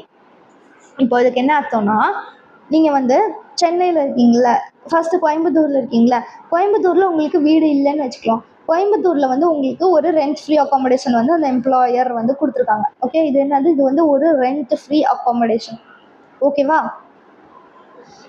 அதுக்கப்புறம் உங்களை சென்னைக்கு ட்ரான்ஸ்ஃபர் பண்ணிட்டாங்க. சென்னைக்கு transfer பண்ணதுக்கப்புறம் அங்கே வந்து உங்களுக்கு டெம்பரவரியாக ஒரு ரெண்ட் ஃப்ரீ அகாமடேஷன் கொடுத்துருக்காங்க. சரியா? இல்லை அங்கே பர்மனெண்ட்டாகவே ஒரு ரெண்ட் ஃப்ரீ அகாமடேஷன் கொடுத்துட்டாங்கன்னே வச்சுக்கலாம். ஓகே, இப்போ நீங்கள் என்ன சொல்கிறீங்கன்னா, உங்களோட எம்ப்ளாயர்கிட்ட உங்களுக்கு வந்து ஒரு ஹஸ்பண்டோ, இல்லை நீங்கள் கேர்ளாக இருந்தீங்கன்னா உங்களுக்கு ஒரு ஹஸ்பண்டோ, இல்லை பாயாக இருந்தீங்கன்னா ஒரு ஒய்ஃபோ, அப்புறம் வந்து 2 சின்ன குழந்தைங்க வந்து இருக்காங்க. நீங்கள் என்ன சொல்கிறீங்க? நான் வந்து ஃபர்ஸ்ட்டு சென்னைக்கு நான் வந்து வந்துடுறேன், நான் வந்து ஜாயின் பண்ணிக்கிறேன் டியூட்டியில். என்னோடய ஒய்ஃபோ இல்லை என்னோடய ஹஸ்பண்ட் பசங்கள்லாம் வந்து கொஞ்சம் நாள் தேவை, அவங்க வந்து ஒரு 4 மாதம் ஆகும், அவங்க வந்து ஸ்கூலில் வந்து மாற்றணும், அந்த மாதிரி ஏதாச்சும் ஒரு ரீசன் சொல்லி நீங்கள் வந்து இப்படி பண்ணுறீங்க. ஸோ உங்களுக்கு இந்த வீடும் வந்து ரெண்ட் ஃப்ரீ அகாமடேஷனாக இருக்குது, சென்னையில் புது வீடும் ரெண்ட் ஃப்ரீ அகாமடேஷனாக இருக்குது. ஓகே, இந்த கேஸ் தான் வந்து இப்போ பார்க்குறோம். 90 டேஸ் வரைக்கும் ஏதாவது ஒரே ஒரு அகாமடேஷன் தான் டாக்ஸபிள். ஓகேவா? ஒரு அகாமடேஷன் எக்ஸாம்ட் ஆயிரும், ஒரு அகாமடேஷன் மட்டும்தான் டாக்ஸபிள். 90 டேஸை தாண்டிடுச்சு அப்படின்னா நீங்கள் ஏன் இன்னும் ட்ரான்ஸ்ஃபர் ஆகாமல் இருக்கீங்க? எல்லா அகாமடேஷனும் வந்து டாக்ஸபிள். புரியுதா? அவ்வளோதான். ஓகே, ஸோ ட்ரான்ஸ்ஃபர் ஆகும்போது எம்ப்ளாயிக்கு மோர் தேன் ஒன் அகாமடேஷன் இருந்தது அப்படின்னா 90 டேஸ் வரைக்கும் ஏதாவது ஒரு அகாமடேஷன் மட்டும்தான் வந்து taxable. அந்த எந்த அகாமடேஷனாக இருக்கும் அப்படின்னா நீங்கள் சூஸ் பண்ணிக்கலாம். கோயம்புத்தூரோட மட்டும் taxable வச்சுக்கலாம், இல்லை சென்னையோட மட்டும் taxable வச்சுக்கலாம். அந்த மாதிரி நீங்கள் வந்து எதில் வந்து உங்களுக்கு அதிக பெனிஃபிட் கிடைக்கும். இப்போ சென்னையோடைய ரெண்ட் ஃப்ரீ அகாமடேஷன் வேல்யூ அதிகமாக இருந்தது அப்படின்னா அதை எக்ஸாம்ட் ஆக்கி விட்டு கம்மியாக இருக்கிறத நான் டேக்ஸ் கட்டிக்கிறேன் அப்படின்னு நீங்கள் சொல்லிக்கலாம். அடுத்த ஆப்ஷன் ஆஃப் த எம்ப்ளாயி தான் இது. ஓகேவா? மோர் தேன் 90 days ஆயிடுச்சு அப்படின்னா எல்லா அகாமடேஷனுமே டேக்ஸபிள் ஆயிரும். ஓகே, இப்போது ரெண்ட் ஃப்ரீ அகாமடேஷன் வந்து சிலது வந்து எக்ஸாம்டட். எதெல்லாம் exempted? Supreme court, high court ஜட்ஜஸ்க்குலாம் கொடுத்தா எக்ஸாம்டட். பார்லிமெண்ட்ரி அஃபீஷியலுக்கு, அப்புறம் லீடர்ஸ் ஆஃப் அப்போசிஷன்ஸ் இந்த பார்லிமெண்ட்டு, அப்புறம் சேர்மன் ஒரு மெம்பர் ஆஃப் யூபிஎஸ்சி, இவங்களுக்குலாம் வந்து ரெண்ட் ஃப்ரீ அகாமடேஷன் கொடுத்தா அது வந்து எக்ஸாம்டட் தான். ஓகேவா? இதை மட்டும் ஞாபகம் வச்சுக்கோங்க. High judges, parliamentary official, oppositions இந்த பொலிட்டிக்கல் பார்ட்டி இவங்க, அப்புறம் வந்து சேர்மன் ஒரு மெம்பர்ஸ் ஆஃப் யூபிஎஸ்சி. ஓகே, இது ஏன் இந்த ஃபோட்டோ வந்து போட்டிருக்கேன் அப்படின்னா, இந்த யூபிஎஸ்சி வந்து இந்த யூடியூப்ல இன்டர்வியூலாம் வரும்ல, அந்த இன்டர்வியூல எல்லாரும் புடவை கட்டிகிட்டே இருப்பாங்க. அதனால இந்த புடவை கட்டுறவங்கள பார்த்தா யூபிஎஸ்சியில் இருக்கிறவங்க கொண்டே போட்டு புடவை கட்டிட்டு காட்டன் சாரீ மாதிரி கட்டிட்டு இப்படி நீட்டாக வருவாங்க. ஓகே, இது வந்து ஒரு பொலிட்டீஷியன். ஓகே, இது வந்து ஒரு judges. Okay, supreme court, high court judges, parliamentary அஃபீஷியல், அப்போசிஷனில் பார்லிமெண்ட்டில் இருக்கிற அப்போசிஷனில் இருக்கிறவங்களோட லீடர், அப்புறம் சேர்மன் ஒரு மெம்பர் ஆஃப் யூபிஎஸ்சி, இவங்களுக்குலாம் ரெண்ட் ஃப்ரீ அகாமடேஷன் கொடுத்தா அது வந்து எப்போதுமே எக்ஸாம்டு. அதுக்கப்புறம் லொக்கேஷன் பேஸ்டு மைனிங் சைட்லாம் கொஞ்சம் டேஞ்சர் இல்லை, அந்த மாதிரி அவங்களுக்குலாம் எதுக்கு டேக்ஸ் போட்டுக்குது? Mining site, onshore oil exploration. Okay, இப்போ அந்த கடலில் போயிட்டு ஆயில் வருதா அப்படின்னு இந்த மெஷின்லாம் போட்டு தேடுவாங்க அது. அப்புறம் ப்ராஜெக்ட் ஒரு dam site, offshore sites, power generation area, remote ஏரியானா அடர்ந்த காடை எங்கேயாவது போய் அந்த மாதிரிலாம் இருந்தது, அதுக்கெலாம் ரெண்ட் ஃப்ரீ அகாமடேஷன் கொடுக்குறாங்கன்னா அதெல்லாம் எப்போதுமே எக்ஸம்டட். ஓகேவா? இப்போ இதை மட்டும் ஞாபகம் வச்சுக்கோங்க. அப்புறம் ரெண்ட் ஃப்ரீ அகாமடேஷன் எப்படிலாம் இருக்கலாம்? அகாமடேஷன் என்ன வேணாலும் இருக்கலாம் அப்படின்னா, ஒரு வீடு இல்லைன்னா ஒரு ஃப்ளாட் மீன்ஸ் ஒரு அப்பார்ட்மெண்ட் தெரியும்ல, ஒரு அப்பார்ட்மெண்ட்டாக இருக்கலாம், இல்லைனா ஃபார்ம் ஹவுஸாக இருக்கலாம், ஹோட்டல் மோட்டலாக இருக்கலாம், சர்வீஸ் அப்பார்ட்மெண்ட்டாக இருக்கலாம், கெஸ்ட் ஹவுஸாக இருக்கலாம், கேரவேன், இந்த மாதிரி ஒரு வேனில் கூட உங்களுக்கு ரெண்ட் ஃப்ரீ அகாமடேஷன் கொடுக்கலாம். மொபைல் ஹோம், அந்த ஹோம் வந்து ஒரு வேனில் தான் உங்கள் வீடு இருக்கும், அதை நீங்கள் அங்கேயும் இங்கேயும் நவுத்திட்டு போகலாம், அந்த மாதிரி இருக்கலாம், இல்லை ஷிப்பாக இருக்கலாம், எப்படி வேணாலும் இருக்கலாம். அதுக்கப்புறம் இது ரொம்ப ரொம்ப இம்பார்ட்டன்ட், சேலரியோட டெஃபினிஷன் இருக்குல்ல, இது வந்து ரொம்ப ரொம்ப இம்பார்ட்டன்ட். சரியா? இது வரைக்கும் நம்ம மோஸ்ட்லி எப்படி பார்த்துருப்போம், சேலரினா என்ன வரும் அப்படின்ட்டு, basic plus DA forming part plus commission on டர்ன் ஓவர்னு பார்த்துருப்போம், இல்லைனா பேசிக் ப்ளஸ் டிஏ ஃபுல் அப்படின்னு பார்த்துருப்போம். ஆனால் இதில் மட்டும் சேலரி நிறையா இது வரும். இதை நீங்கள் கன்ஃபார்மாக ஞாபகம் வச்சு தான் வாங்கணும். என்னெல்லாம் வரும்? Basic salary, DA, forming part மட்டும்தான் வரும். அப்புறம் போனஸ், இது வந்து ₹100 கிடையாது, bonus or turnover based commission. Okay, plus taxable value of allowances plus taxable value of monetary benefits. ஓகேவா? ஸோ இந்த ரெண்ட் ஃப்ரீ அகாமடேஷன் தவிர மீதி எல்லாமே வரும் அப்படின்னு ஞாபகம் வச்சுக்கோங்க. Basic salary plus DA forming பார்த்து, bonus or turnover based commission. Okay, profit based கமிஷன்லாம் வராது, டர்ன் ஓவர் பேஸ்டு கமிஷன். அப்புறம் taxable value of allowances, taxable value of monetary benefits, இது எல்லாமே வந்து சேலரியோட டெஃபினேஷனில் வரும். புரியுதா? இப்போ வந்து கொஸ்டின் சால்வ் பண்ணலாமா? ஒரு தடவை ரிவைஸ் பண்ணிக்கிறீங்களா? ஓகே, கவர்மெண்ட் எம்ப்ளாயி இருந்தால் licence fee determined by government. Other employee இருந்தால் எம்ப்ளாயர் ஓன் பண்ணியிருக்காங்கன்னா population based 15 lakhs, 15 to 40, more than 40, 5, 7.5, 10. Hired by the எம்ப்ளாயராக இருந்தால் அவர் பே பண்ணுற ஹையர் சார்ஜஸ் இருக்கு இல்லையா, அது இல்லைனா உங்களோட சேலரியோட 10% whichever is less. ஃபர்னிஷ்ட் அகாமடேஷனாக இருந்தால் நம்ம மேலே இருக்கிறபடி ரெண்ட் ஃப்ரீ அகாமடேஷனோட கண்டுபிடிச்சல அதை எடுத்துகிட்டு add value of the furniture. Value of the furniture எப்படி கண்டுபிடிப்பீங்க? அந்த எம்ப்ளாயரோட ஃபர்னிச்சர்னா 10% ஆஃப் காஸ்ட், இல்லை அந்த எம்ப்ளாயர் வந்து வேறு யார்ட்டேருந்து வாங்கி உங்களுக்கு கொடுக்குறாங்க அப்படின்னா hire charges paid by the employer. சரியா? ஹோட்டல் அகாமடேஷன் உங்களை ட்ரான்ஸ்ஃபர் பண்ணுறதுக்காக டெம்பரவரியாக மினிமம் 15 days, மேக்ஸிமம் 15 days வரைக்கும் கொடுக்குறாங்க அப்படின்னா அது எக்ஸாம்ட். இது இல்லாமல் வேறு ஏதாவது ஒரு பர்பஸ்க்காக கொடுக்குறாங்கன்னா அந்த எம்ப்ளாயர் பே பண்ணுற ஆக்சுவல் சார்ஜஸ், இல்லைனா 24% of salary whichever is less. Okay, அப்புறம் நீங்கள் வந்து ரெண்ட் ஃப்ரீ அகாமடேஷன் வச்சுருக்கீங்கன்னா 90 days வரைக்கும் ஏதாவது ஒன்று மட்டும் தான் டேக்ஸபிள், 90 daysக்கு அப்புறம் எல்லாமே வந்து டேக்ஸபிள். அப்புறம் supreme court, high court judges, parliament official, அப்புறம் அப்போசிஷனில் இருக்க அவங்களோட லீடர், அப்புறம் யூபிஎஸ்சியோடைய மெம்பர், சேர்மன், அவங்களுக்குலாம் இப்போ வந்து எக்ஸாம். அப்புறம் mining site, oil exploration, offshore unit, project dam site, power generation, remote area, அவங்களுக்குலாமும் எப்போதுமே எக்ஸாம். Next சேலரியோட definition. அப்புறம் இது பாருங்கள், கன்செஷனல் ரெண்ட் ஃப்ரீ அகாமடேஷன். இப்போது ஒரு 10,000 ரூபாய்க்கு ரெண்ட் பர் மந்த் வந்து இருக்குது. ஆனால் உங்களுடைய எம்ப்ளாயர் வந்து உங்கள்கிட்ட ஒரு 2000 rupees மட்டும்தான் சார்ஜ் பண்ணுறாங்க அப்படின்னா இந்த 2000 மைனஸ் பண்ணிவிட்டு 8000 வந்து ரெண்ட் ஃப்ரீ அகாமடேஷன் போடணும், அவ்வளோதான். சரியா? taxable value less amount charge, அதுதான் வந்து கன்செஷனல் ரெண்ட் ஃப்ரீ அகாமடேஷனோட வேல்யூ, அவ்வளோதான். புரியுதா? இப்போ இந்த கொஸ்டின்ஸ் வந்து சால்வ் பண்ணலாம். Illustration number 15. Mr. Chauhan has the following salary structure: basic salary, education allowance, fees, entertainment allowance, DA, bonus எல்லாம் கொடுத்துருக்காங்க. Professional tax of employee paid by the employer-னு கொடுத்துருக்காங்க. இதில் he has been provided rent free accommodation in Chennai. So Chennai அப்படின்னா அதோடைய population வந்து more than 40 lakhs தான் வந்து இருக்கும். அது எப்படி நமக்கு தெரியும் அப்படின்னா மோஸ்ட்லி கொஸ்டினில் வந்து கொடுத்துருப்பாங்க. சரியா? கொஸ்டினில் இவ்வளோ பாப்புலேஷன் அப்படின்னு கொடுத்துருப்பாங்க. இந்த மாதிரி ஊரெலாம் கொடுக்க மாட்டாங்க. இப்போ சென்னைங்கிறதுனால அது பெரிய ஊர் நமக்கு தெரியுது. இப்போ ஏதாவது ஒரு நார்த் இந்தியாவிலேருந்து ஏதாவது ஒரு ஊரை வந்து கொடுத்துருந்தாங்கன்னா நமக்கு தெரியாது எவ்வளோன்ட்டு. அதே மாதிரி நார்த் இந்தியன் ஸ்டூடெண்ட்ஸ்க்கு சென்னையில் எவ்வளோ பாப்புலேஷன் இருக்குன்னு தெரியறதுக்கு வாய்ப்பு இல்லை. அதனால எக்ஸாமில் இந்த மாதிரி இப்படி சென்னை அப்படின்னு ஊர் பேர்லாம் கொடுக்க மாட்டாங்க, எவ்வளோ பாப்புலேஷன் கொடுத்துருப்பாங்க. சரியா? 60% of DA only forms part of retirement benefits. ஏன் இது கொடுத்துருக்காங்க? நம்ம வந்து டிஏ ஃபார்மிங் பார்ட் மட்டும் தான் அதில் சேலரியோட டெஃபினிஷனில் எடுக்கணும், அதனால கொடுத்துருக்காங்க. Okay, compute the taxable value of accommodation in the hands of Mr. Chauhan in the following cases. First வந்து the employer owns such accommodation. Employer owned ஆனது. இப்போ இது வந்து private sector employee தான். Government employee கொடுக்கலனா assume private sector employee. சரியா? private sector employeeல employer own பண்ணியிருக்காங்களா இல்லை hire பண்ணியிருக்காங்களான்னு பார்ப்போம். employer own பண்ணியிருந்தாங்கன்னா உங்களோட மைண்ட் அப்படியே அந்த சார்ட்ல வந்து போதா நீங்க இமேஜின் பண்ணி பார்த்தீங்கன்னா, ஸோ எம்ப்ளாயர் ஓன் பண்ணியிருந்தாங்கன்னா அந்த பாப்புலேஷனை வந்து பார்க்கணும். ஓகே, மோர் தேன் 40 lakh ஆனதுன்னா இந்த பக்கம் ரைட் சைடு வரும். ஸோ 5 7.5 10 அப்போனா 10% ஆஃப் சேலரி. இது ஃபர்ஸ்ட் கேஸ்க்கு 10% ஆஃப் சேலரி. ஓகேவா? செகண்ட் கேஸ்க்கு the employer hires such accommodation at a monthly rent of 7,900. Hired by the எம்ப்ளாயராக இருந்ததுன்னா ஆக்சுவல் ரெண்ட்டு இல்லைனா 10% of salary whichever is less. கரெக்டாக? இப்போ இதை வச்சு நீங்கள் சால்வ் பண்ணிடலாமா? assume he has opted for the old regime. Okay, old ரெஜிமில் மட்டும்தான் இந்த பெனிஃபிட் வந்து இருக்குது. ஓகே, ஃபர்ஸ்ட் வந்து கம்ப்யூட்டேஷன் ஆஃப், இதை வந்து எழுதிக்கிறீங்களா? ஃபர்ஸ்ட் ஹெட்டிங்லாம் எழுதிட்டா assessee name previous assessment year previous இயர்லாம் வந்து நீங்கள் எழுதிக்கணும். ஓகே, இது எல்லாமே காமனாக இருக்கிறதுனால ஒரு தடவையும் வந்து போட வேண்டான்ட்டு தான் நான் அதில் போடல. ஃபர்ஸ்ட் வந்து owned by employer. Owned by எம்ப்ளாயராக இருந்ததுன்னா okay, சென்னைனா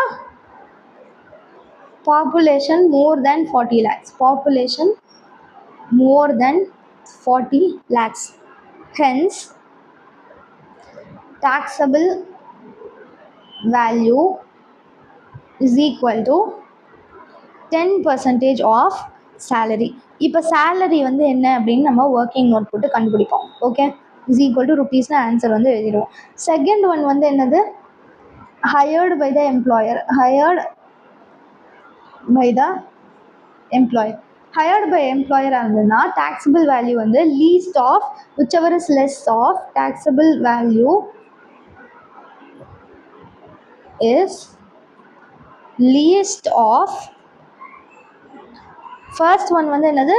rent paid by the employer. Rent paid by employer or 10% of salary. இது ரெண்டுத்தில் எது கம்மியோ அதுதான் வந்து என்னது? taxable value of the accommodation. சரியா?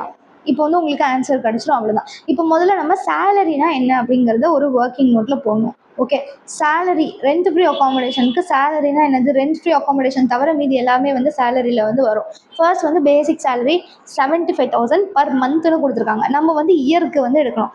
பேசிக் சேலரி, ஐயோ கடவுளே,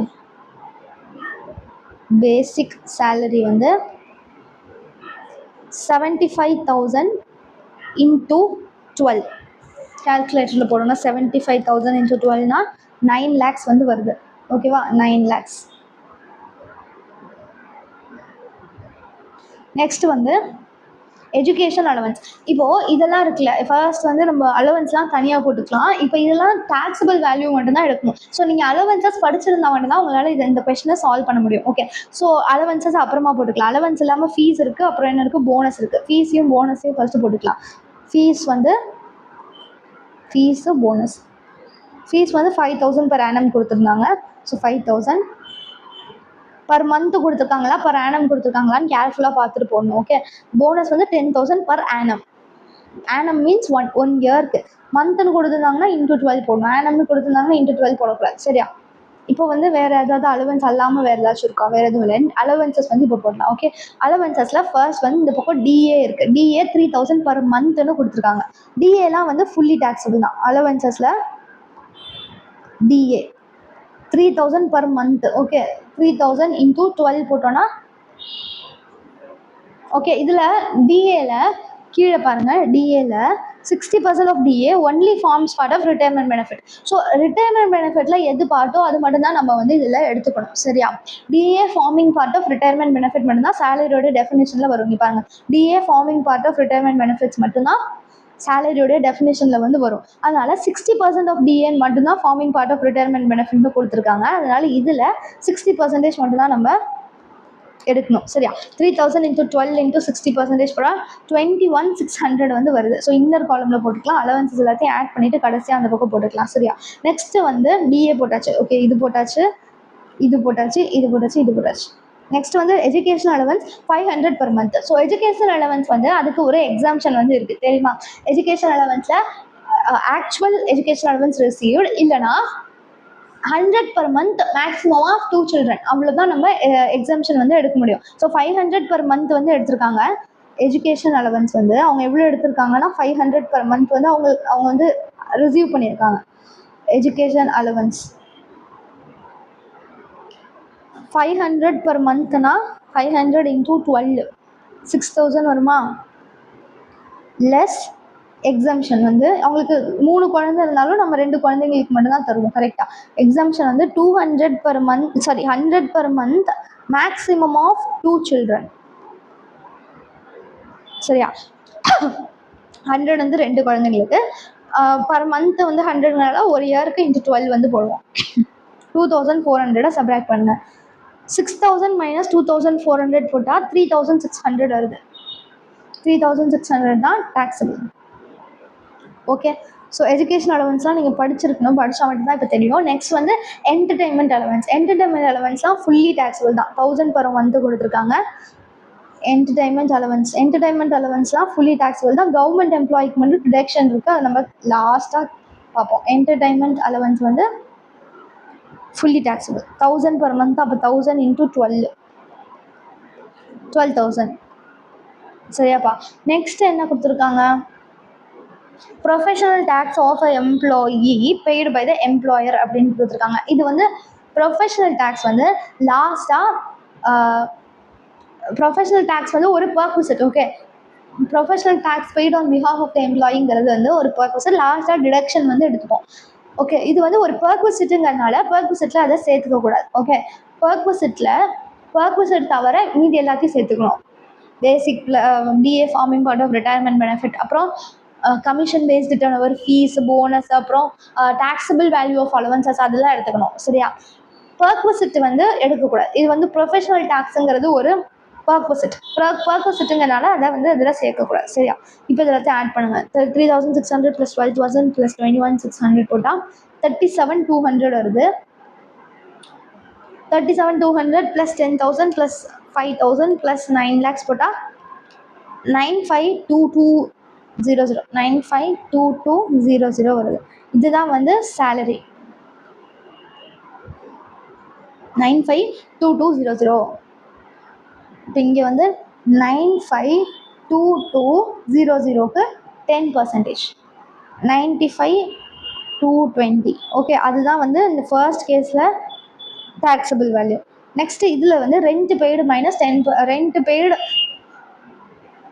or 10% of salary, whichever is less. Rent paid வந்து எவ்வளோ கொடுத்துருக்காங்க? 7,900 மந்த்லி ரெண்ட்டுன்னு கொடுத்துருக்காங்க. அப்படின்னா 7,900 இன்டூ 12 is equal to 94,800 வருது. 94,800. 10% ஆஃப் சேலரினா நீங்கள் இங்கே ஏற்கனவே போட்டோம்ல, அதுதான் ₹95,220. இப்போ இது ரெண்டுத்தில் எது கம்மி? 94,800 தான் கம்மி. அதனால taxable value is equal to whichever is less. which is less? இந்த 94,800 தான் லெஸ், அதுதான் taxable value. ஓகே, ஸோ அவ்வளோதான் வந்து இந்த கொஸ்டின். ஓகேவா? இப்போ next illustration number 16. In above illustration, how shall your answer differ if the property is in a city where population is only 24 lakhs 60,000 அப்படின்னு கொடுத்துருக்காங்க. நம்ம இந்த பாப்புலேஷன் வந்து அப் டு 15 லேக்ஸை அப்படி பிரித்தோம்ல, ஞாபகம் இருக்கா? இப்போ அந்த வீடு இருக்கிற சிட்டி வந்து அந்த சிட்டியோட பாப்புலேஷன் இருக்குல்ல, அந்த பாப்புலேஷன் வந்து போய் நான் தெரியாமல் ஆன்சரையும் இதில் காப்பி பேஸ்ட் பண்ணி விட்டேன். ஓகே, ஸோ சிட்டி இருக்கிற பாப்புலேஷன் வந்து up to 15 lakhs, 15 lakhs to 40 lakhs, more than 40 லேக்ஸான்னு பார்ப்போம். அப்படின்னா 5%, 7.5%, 10% ஆஃப் சேலரி அப்படின்னு பார்ப்போம். ஸோ அந்த சேலரியில் இப்போ வந்து அவங்க என்ன கொடுத்துருக்காங்க, 24,60,000 இந்த கேஸில் வருது. அப்போனா 7.5% ஆஃப் சேலரி எடுக்கணும். சேலரி நம்ம இங்கே கண்டுபிடிச்சல 95,2200, அதில் 7.5% எடுத்தோம்னா இந்த வேல்யூ வருது 71,415. இது வந்து அதே தான் வரும், புரியுதா? ஸோ இதில் தெரியாமல் சொல்யூஷனும் இதில் பேஸ்ட் பண்ணிவிட்டேன். இது ஒன்றும் இல்லை, ஈஸி தான். Okay, illustration number 17. இது வந்து ஹோம்ஒர்க். ஓகே, ஏன்னா அது ரொம்ப ஈஸி தான், கொஞ்சம் லென்த்தியாக இருக்கும், அவ்வளோதான். இதை போட்டால் கொஞ்சம் டைம் தான் வேஸ்ட் ஆகும், ஈஸி தான். இதில் என்ன கேட்குறாங்கன்னா, கொல்கட்டாவில் இருக்குது, கொல்கட்டாவில் இருந்தால் மோர் தேன் 40 லேக்ஸ், அப்போ 10% ஆஃப் சேலரி வந்து எடுக்கணும், சரியா? ஆனால் இதில் என்ன ஒரு ட்விஸ்ட்னா, நீங்கள் இந்த மட்டும் கேல்குலேட் பண்ணி எவ்வளோ டேக்ஸபிள் வேல்யூ அப்படின்னு மட்டும் சொன்னால் போதாது, கிராஸ் டேக்ஸபிள் சேலரியை வந்து கேல்குலேட் பண்ணணும். ஸோ 10% ஆஃப் சேலரி எடுப்போம்ல, அப்போ வந்து நீங்கள் என்ன பண்ணணும்னா பர்பஸோட வேல்யூவே எடுக்கக்கூடாது, பேசிக் எடுத்துக்கணும். டிஏ ஃபார்மிங் பார்ட் எடுக்கணும், நாட் ஃபார்மிங் பார்ட்டை அப்போ அது எடுக்கக்கூடாது. ஹாஸ்டல் அலவன்ஸ் வந்து டஸ் நாட் ஹேவ் எனி சைல்டுன்னு கொடுத்துருக்காங்க, அதனால் ஃபுல்லி டேக்ஸபிள். ஓகே, இப்போது இது ஒரு கன்ஃபியூஷன் எல்லாருக்கும் என்ன வரும் அப்படின்னா, எஜுகேஷன் அலவன்ஸ் நம்ம ஏற்கனவே ஒன்று பார்த்தோம். Education allowance none of the children are going to school அந்த மாதிரி ஏதாவது கொடுத்துருந்தாங்கன்னு வச்சுக்கோங்க. எங்கே இருக்கு, none of his children are studying அப்படின்னு கொடுத்துருக்காங்க. கொடுத்துருந்தாலும் நம்ம எஜுகேஷன் அலவன்ஸ் வந்து எடுக்கலாம், கரெக்டா? இதில் 2 of them are not studying அப்படின்னு கொடுத்துருந்தாலும் நம்ம எஜுகேஷன் அலவன்ஸ் வந்து எக்ஸம்ஷன் எடுக்கலாம். ஆனால் இப்போ இந்த பர்பஸில் does not have any child அப்படின்னு கொடுத்துருந்தா நம்ம அலவன்ஸ் எக்ஸம்ஷன் வந்து எடுக்கலாமா அப்படின்னா எடுக்கக்கூடாது. ஓகே, ஸோ எக்ஸம்ஷன் வந்து எப்போ அலவுட்னா,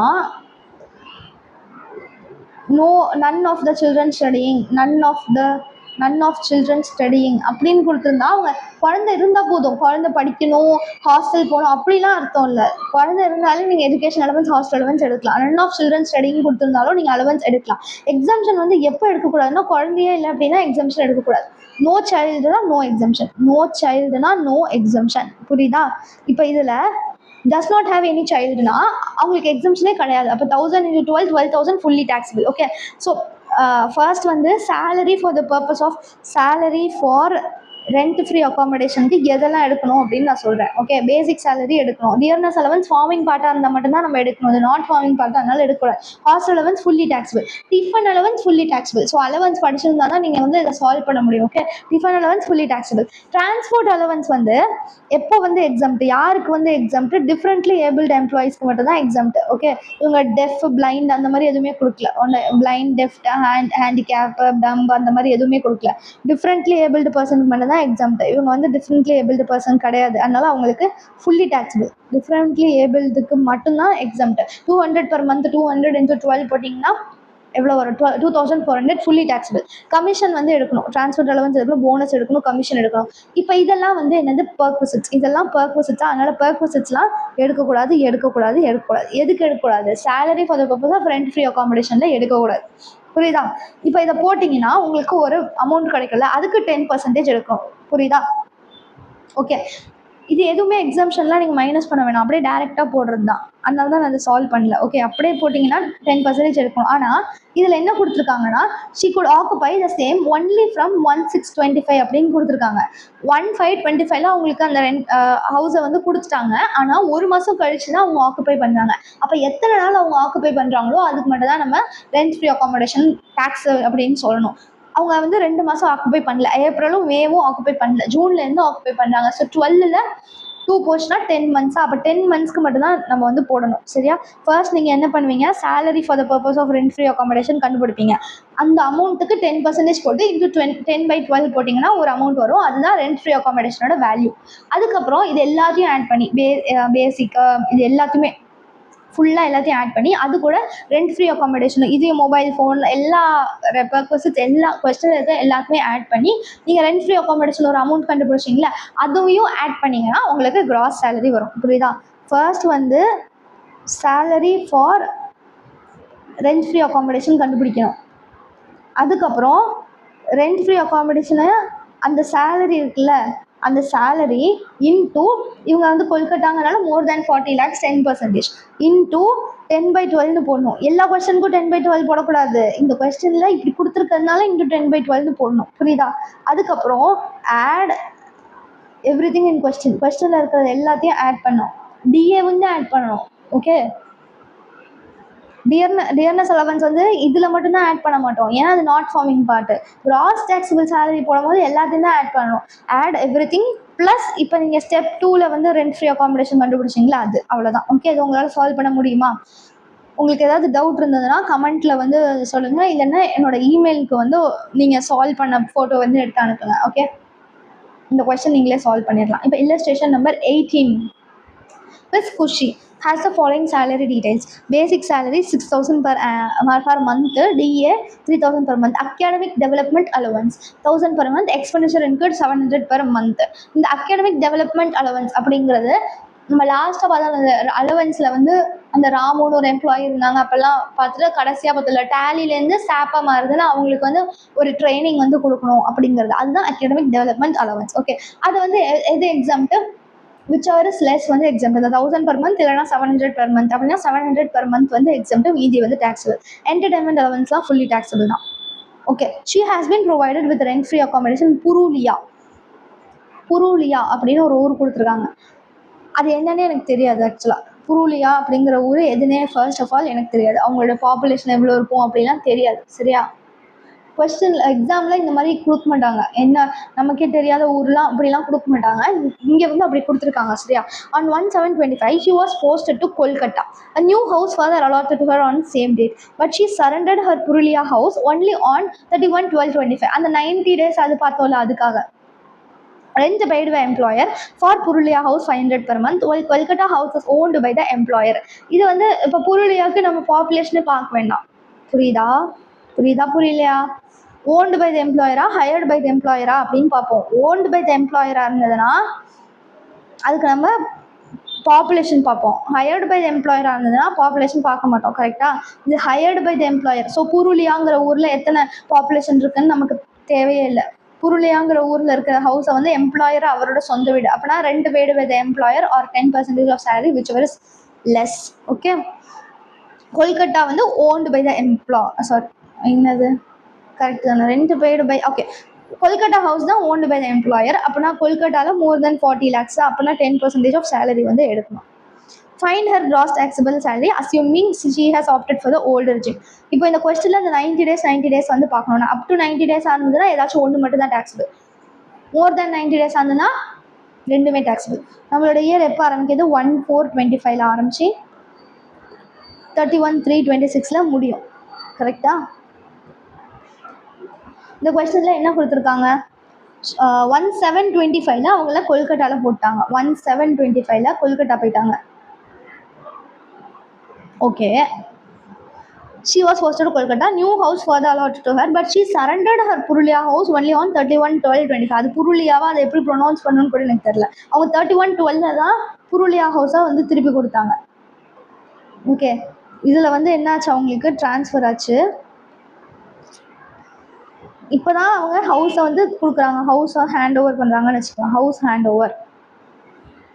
ஹேண்ட் ஓவர் பேக். ஓகேவா? ஓகே, இப்போ நீங்கள் என்ன பண்ணணும் அப்படின்னா 1/4/25 இதுக்கு முதல் நாள் ஓகே 36/25 வரைக்கும் அவங்கள்ட்ட அந்த புருலியா ஹவுஸ் மட்டும்தான் இருக்கும். இதில் வந்து புருலியா ஹவுஸ் மட்டும்தான் இருக்கும். புருலியா என்ன பேரும்? புருலியா புழுக்குட்டின்னு வச்சுட்டு புருலியா ஹவுஸ் மட்டும்தான் இருக்கும். ஓகே, புருலியா ஹவுஸ்க்கு நம்ம என்ன பண்ணுவோம், அவங்க வந்து எம்ப்ளாயர் ஹையர் பண்ணுறாரு, so rent paid by the employer or 10% of salary அப்படின்னு எடுப்போம். ஓகே, 3 மாதத்துக்கு 4, 5, 6 3 மாதத்துக்கு. ஓகேவா? அதுக்கப்புறம் இதில் நம்ம என்ன பார்க்கணுன்னா 90 டேஸ் எப்போ முடியுது அப்படின்னு பார்க்கணும்.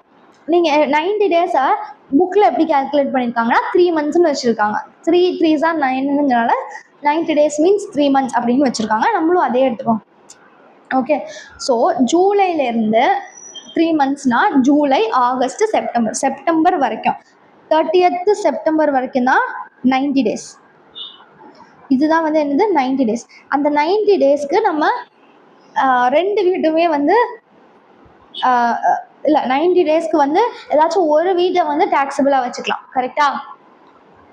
அப் டு 90 days இருந்ததுன்னா ஏதாவது ஒன்று மட்டும் தான் டேக்ஸபிள். மோர் தேன் 90 days இருந்ததுன்னா ரெண்டுமே taxable. So up to 90 days ஏதாவது ஒன்று மட்டும் தான் டேக்ஸபிள். அதுக்கப்புறம் இந்த டேஸ் இருக்குல்ல, இது வந்து ரெண்டுமே டேக்ஸபிள். புரியுதா? இதில் எனி ஒன் தான் டேக்ஸபிள், இதில் போத் வந்து டேக்ஸபிள் ஆயிடும். புரியுதா? அதுக்கப்புறம் 31/12 வரைக்கும் அவங்க போத் ஹவுஸ்மே வச்சுருக்காங்க. ஸோ போத்மே டேக்ஸபிள்.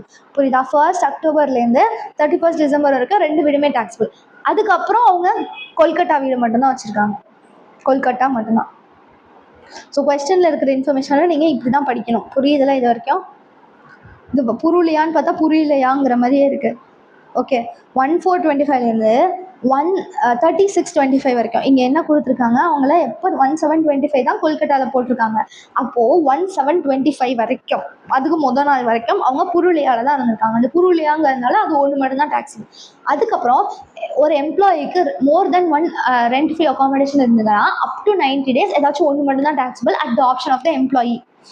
ஓகே, அதனால 90 days எப்போன்னு நம்ம பார்க்குறோம். 1725லேருந்து 90 days கால்குலேட் பண்ணால் நமக்கு 30th செப்டம்பர் வரைக்கும் கிடைக்குது. 90 days மீன்ஸ் 3 monthsன்னு நம்ம வச்சுக்கிறோம். இந்த 90 daysை நம்ம 3 monthsன்னு வச்சுக்கிறோம். புரியுதா? ஓகே, அதுக்கப்புறம் போத் ஹவுஸுமே வந்து டேக்ஸபிள் ஆயிரும். 31/12 அவங்க அந்த புருலியா ஹவுஸை கொடுத்துட்டாங்க. ஓகே, அப்போனா ஜனவரிலேருந்து மார்ச் வரைக்கும் அந்த கொல்கட்டா ஹவுஸ் மட்டும்தான் டேக்ஸபிள். ஓகேவா? இப்போ நம்ம சால்வ் பண்ணலாமா? ஃபர்ஸ்ட் வந்து நம்ம சேலரியோட வேல்யூ வந்து கண்டுபிடிக்கணும். அதுக்கப்புறம் இந்த டேக்ஸபிள் பர்பஸஸ் எவ்வளோன்னு கண்டுபிடிக்கணும். இங்கே என்ன கேட்குறாங்க, ஃபைண்ட் ஹர் கிராஸ் டேக்ஸபிள் சேலரின்னு கேட்குறாங்க. அப்போனா அது ரெண்டுத்தையும் ஆட் பண்ணி ஃபர்ஸ்ட் வந்து salary for the purpose of rent free accommodation, அப்புறம் ரெண்ட் ஃப்ரீ அகாமடேஷன், அப்புறம் எல்லாத்தையும் ஆட் பண்ண கொஸ்டினில் இருக்கிற எல்லாத்தையும் அப்புறம் ரெண்ட் ஃப்ரீ அகாமடேஷன் ஆட் பண்ணால் நமக்கு கிராஸ் டேக்ஸபிள் சேலரி வந்து கிடைக்கும். ஓகேவா? ஃபர்ஸ்ட் வந்து computation of salary for rent free accommodation. basic salary வந்து 6000 per month. so 6000 into 12 6000 into 12 போட்டால் 72,000 வருது. 72,000. நெக்ஸ்ட்டு டிஏல நம்ம என்ன எடுக்கணும், ஃபார்மிங் பார்ட்ஸ் மட்டும்தான் எடுக்கணும். இந்த கொஸ்டினில் வந்து எதுவுமே கொடுக்கல அப்படின்னா ஃபுல்லாகவே ஃபார்மிங் பார்ட்னு நம்ம அஸ்யூம் பண்ணிக்கணும். Assume forming part. எதுவுமே கொடுக்கல அப்படின்னா அஸ்யூம் ஃபார்மிங் பார்ட். எஃபினா என்னது forming part. Okay, DA forming part தான் எடுக்கணும். இந்த கொஸ்டினில் எது ஃபார்மிங் பார்ட்னு எதுவுமே கொடுக்கலன்னா ஃபுல்லாகவே ஃபார்மிங் பார்ட்னு எடுக்கணும். அப்போ 3000 into 12 3s are 36. அப்போ 36,000. சரியா? நெக்ஸ்ட்டு அகாடமிக் டெவலப்மெண்ட் அலவன்ஸ்க்கு விச் எவர் இஸ் லெஸ் வந்து நம்ம எக்ஸம்ஷன் எடுத்துக்கலாம். அகாடமிக் டெவலப்மெண்ட் அலவன்ஸ் நீங்கள் அலவன்சஸ் வந்து ஃபுல்லாக படிச்சிருக்கணும். போன வீடியோ நீங்கள் ஃபுல்லாக பார்த்துருந்தீங்கன்னா மட்டும்தான் இது உங்களால் சால்வ் பண்ண முடியும். ஓகேவா? அகாடமிக் டெவலப்மெண்ட் அலவன்ஸில் 1000 per month இருக்குது. 1000 per month வந்து அவங்க அலவன்ஸ் வந்து அந்த எம்ப்ளாயர் வந்து கொடுத்துருக்காங்க. லெஸ் எக்ஸம்ஷன் வந்து விச் எவர் இஸ் லெஸ் வந்து exemption. Okay, 1000 per month or 700 per month which ever is less வந்து exempted. 700 into 12 போட்டிங்கன்னா 700 into 12 வந்து 8400 வருது. 8400. ஸோ 12,000 minus 8400 போட்டால் 12,000 minus 8400 போட்டால் 3600. 3600 தான் taxable. நெக்ஸ்ட்டு என்டர்டைன்மெண்ட் அலவன்ஸ் வந்து ஃபுல்லி taxable. என்டர்டைன்மெண்ட் அலவன்ஸ் வந்து எவ்வளோ amount, 500 per month. So 500 into 12. 12 5s are 60. So 6000 வரும். எல்லாத்தையும் ஆட் பண்ணுங்கள். 3600 plus 6000 plus 36,000 plus 72,000 போட்டால் 1,17,600 அது 1,17,600 இதுதான் salary for the purpose of rent free accommodation. Next, computation of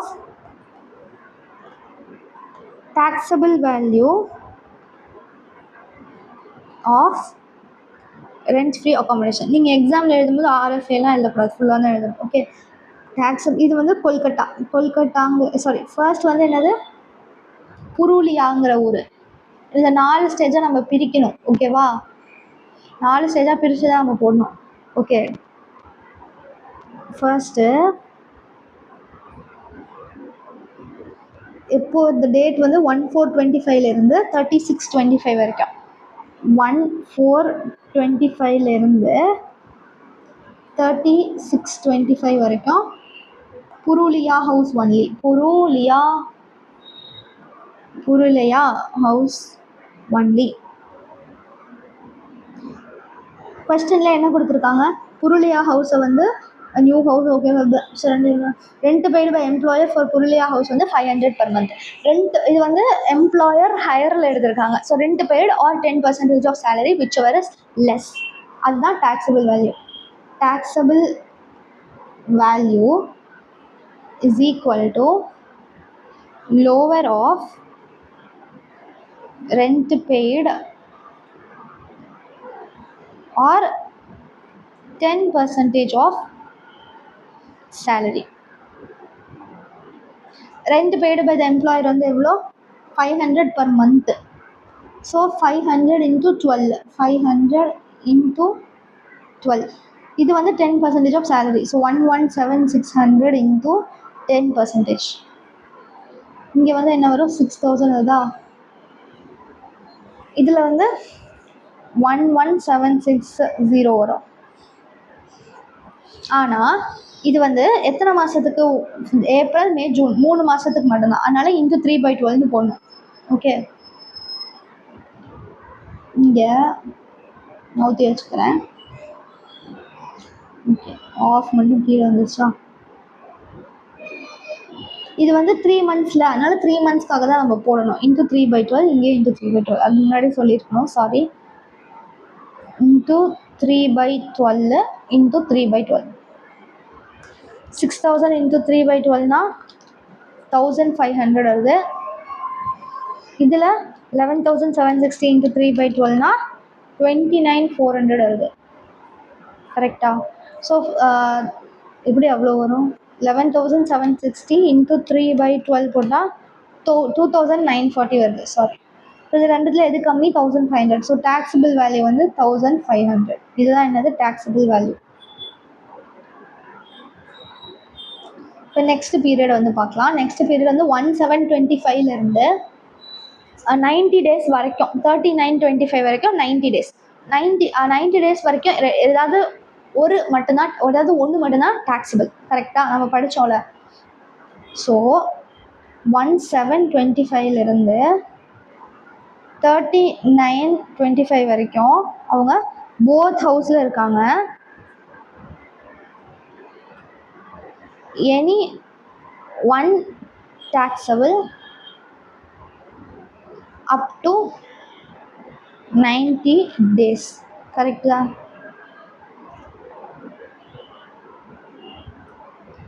ஓகேவா, புரியுதா.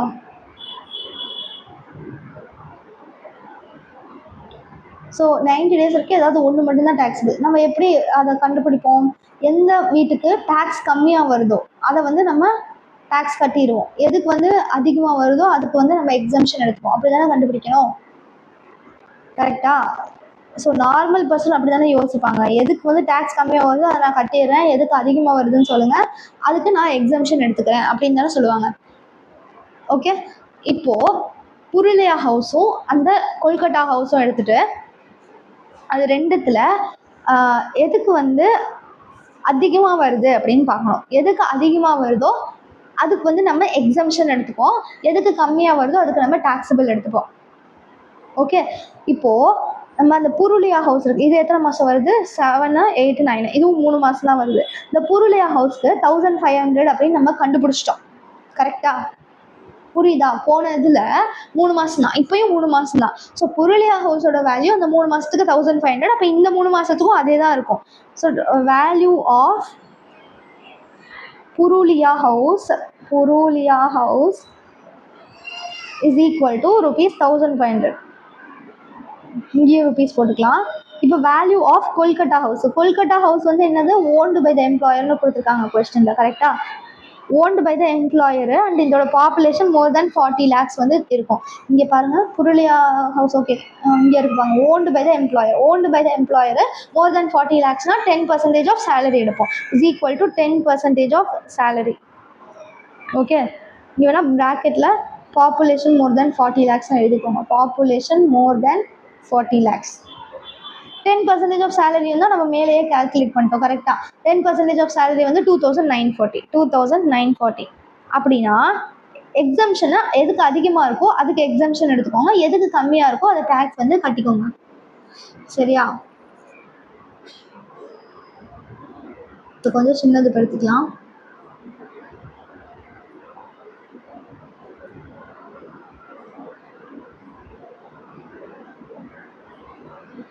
ஓகே, இப்போ இதுக்கு எதுக்கு அதிகமாக வந்து வருது? 2940. 2940 நம்ம எக்ஸம்ஷன் எடுத்துக்கலாம்.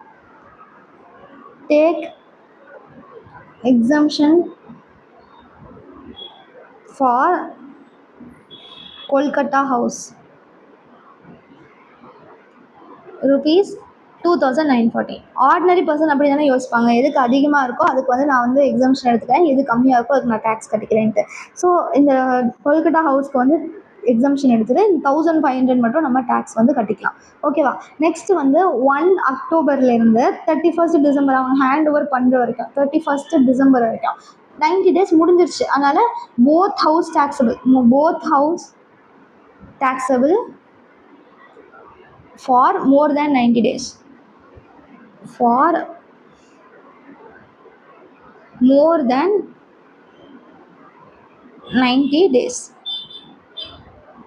இது எத்தனை மாதம் வருது? October, November, December. ரொம்ப ரொம்ப தேங்க்யூ. இதுவும் வந்து கரெக்டாக 3 months தான் வருது. ஸோ நம்ம மேலே இருக்கிறதே காப்பி பண்ணி போட்டுடலாம். ஸோ இதே தான் 2940 + 1500. இது ரெண்டுத்தையும் ஆட் பண்ணால் எவ்வளோ வருதோ அதான் வந்து டேக்ஸபிள் வேல்யூ. புரியுதா? ஈஸி தானே இது. இப்போ மோர் தென் 90 daysனால் 2 வீட்டுக்குமே நம்ம டேக்ஸ் கட்டி ஆகணும். இப்போ எப்படின்னா அமௌண்ட் வந்து அதே தானே வரும். புருலியா ஹவுஸ்க்கு வந்து அந்த நம்ம ஃபர்ஸ்ட் இதில் கண்டுபிடிச்சது. கொல்கட்டா வந்து இது வந்து எம்ப்ளாயர் ஓன் பண்ணியிருக்கிறதுனால 40 lakhsக்கு மேலே பாப்புலேஷன் இருக்கிறதுனால 10% ஆஃப் சேலரி. ஸோ இது ரெண்டுத்தையும் ஆட் பண்ணோம் அப்படின்னா அதான் taxable value is equal to 1500 + 2940 is equal to 4440 வருது. ஓகேவா? நெக்ஸ்ட்டு ஜனவரிலேருந்து டிசம்பர் வரைக்கும் அவங்க கொல்கட்டா ஹவுஸில் மட்டும்தான் இருக்காங்க. ஜனவரி டு டிசம்பர் வந்து டிசம்பருங்கிற மார்ச் வரைக்கும். ஜனவரி டு மார்ச் வந்து மார்ச் 26 ஐயோ 11/26 டு 31 மார்ச் 26 வந்து Kolkata house only. So Kolkata house வந்து மோர் தேன் 40 lakhsங்கிறதுனால 10% ஆஃப் சேலரி ₹2940. அதான் ஆன்சர். ஓகே, இதுதான் வந்து இதோட ஆன்சர். 2940 தான் ஆன்சர். ஓகே, ஈஸியாக தானே இருக்குது. இதுக்கப்புறம் நம்ம என்ன பண்ணணும்? கிராஸ் டேக்ஸபிள் சேலரி கண்டுபிடிக்கணும். கிராஸ் டேக்ஸபிள் சேலரி எப்படி கண்டுபிடிப்பீங்க? இப்போ நம்ம கால்குலேட் பண்ணதான் சேலரியோட ஆட் பண்ணணும், அவ்வளோதான். ஓகேவா? இந்த எல்லா ரெண்ட் ஃப்ரீ அக்காமடேஷன் ஆட் பண்ணால் எவ்வளோ வருதுன்னு ஃபஸ்ட்டு கால்குலேட் பண்ணணும். ஸோ நான் கொஞ்சம் லூஸ் தரமாக இடம்லாம் ஒழுங்காக ஆன்சருக்கு விடாமல் இந்த பிடிஎஃபை டைப் பண்ணிட்டேன். அதனால் இப்போ இடமே பற்ற மாட்டேங்குது.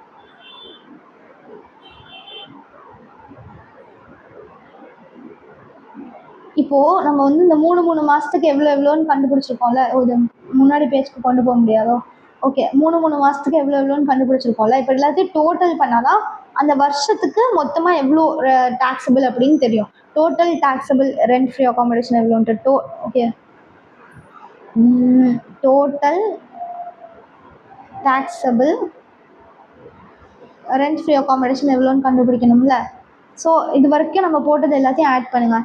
1500 ப்ளஸ் 1500 ப்ளஸ் தேர்ட் ஒனுக்கு 4440 வருது. 4440 ப்ளஸ் இதில் 2940. இந்த எல்லாத்தையும் ஆட் பண்ணால் எவ்வளோ வருது? 1500 ப்ளஸ் 1500 3000 ப்ளஸ் 4400 ப்ளஸ் 2940 போட்டால் 10340 வருதா? ஸோ இது வந்து 4440. ஸோ அப்படின்னா 10380 வருது. 1500 ப்ளஸ் 1500 ப்ளஸ் 4440 ப்ளஸ் 2940 போட்டால் ஓகே 10380. 10380 வருது. இப்போ என்ன பண்ணணும், அவங்க என்ன கேட்குறாங்க, கிராஸ் டேக்ஸபிள் சேலரி கேட்குறாங்க. கிராஸ் டேக்ஸபிள் சேலரினா இப்போ நம்ம இது வரைக்கும் கால்குலேட் பண்ணோம்ல சேலரி, அது எல்லாத்துக்கும் கூட இப்போ இதை ஆட் பண்ணிக்கணும், அவ்வளோதான். ஓகேவா? இப்போ வந்து இதை லாஸ்ட்டாக தான் போடணும். ஒரே நிமிஷம். இங்கே இது வந்து லாஸ்ட்டாக போடணும். நான் வந்து இங்கே இடம் இல்லாததுனால இங்கே போடுறேன். Computation of gross taxable salary. இங்கே நம்ம இது வரைக்கும் போட்டோம்ல, இது அப்படியே இங்கே காப்பி பேஸ்ட் பண்ணிட்டு இது இருக்குல்ல இந்த அலவன்சஸ்லாம் போட்டோமா, இது ரெண்ட் ஃப்ரீ அக்காமடேஷன் மட்டும் இதில் ஆட் பண்ணோம், அவ்வளோதான். Okay,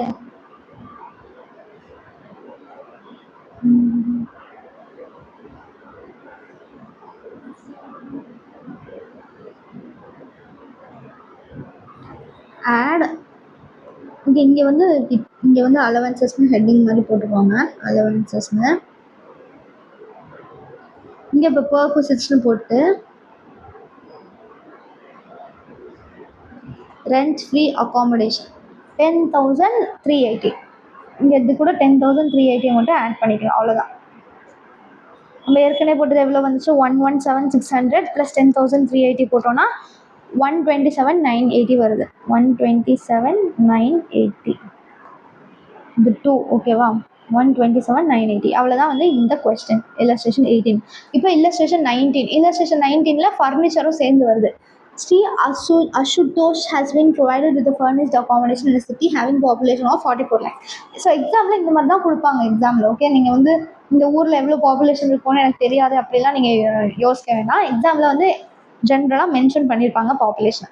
as per last census, municipal value of the house owned by the employer is 80,000. Fair rent of the house is 1 lakh. His salary details are as under அப்படின்னு கொடுத்து basic allowance for increase cost of லிவிங்னா DA, children education allowance, அப்புறம் furniture details வந்து கொடுத்துருக்காங்க. Hired by the employer, owned by the எம்ப்ளாயர்னு. அந்த ஃபர்னிச்சர்லேருந்து ஞாபகம் இருக்கா? ஹையர்டு பை த எம்ப்ளாயராக இருந்ததுன்னா அவர் எவ்வளோ ஹையர் சார்ஜஸ் பே பண்ணுறாரோ அதை எடுக்கணும். ஓன்டு பை த எம்ப்ளாயர்னா காஸ்ட்டோட 10% ஆஃப் ஆக்சுவல் காஸ்ட்னு எடுக்கணும். Okay, compute the gross, calculate the gross taxable salary of Sri Ashutosh for the assessment year 26-27 assuming he has opted for the old regime அப்படின்னு கொடுத்துருக்காங்க. Cross taxable salary கண்டுபிடிக்கணும். அப்படின்னா கொஸ்டினில் இருக்கிறது எல்லாத்தையும் போட்டு அது கூட நம்ம இந்த ரெண்ட் ஃப்ரீ அக்காமடேஷனை ஆட் பண்ணணும். கரெக்டாக? ஃபர்ஸ்ட் ஆஃப் ஆல் நம்ம என்ன பண்ணணும்? ஃபர்ஸ்ட்டு நம்ம salary for rent free accommodation எவ்வளோன்னு கண்டுபிடிக்கணும். Computation of salary for rent free accommodation, basic salary. Basic salary எவ்வளோ? 25,000 per month. 25,000 into 12. 25,000 into 12 போட்டால் 3 lakhs. 3 lakhs. Next DA.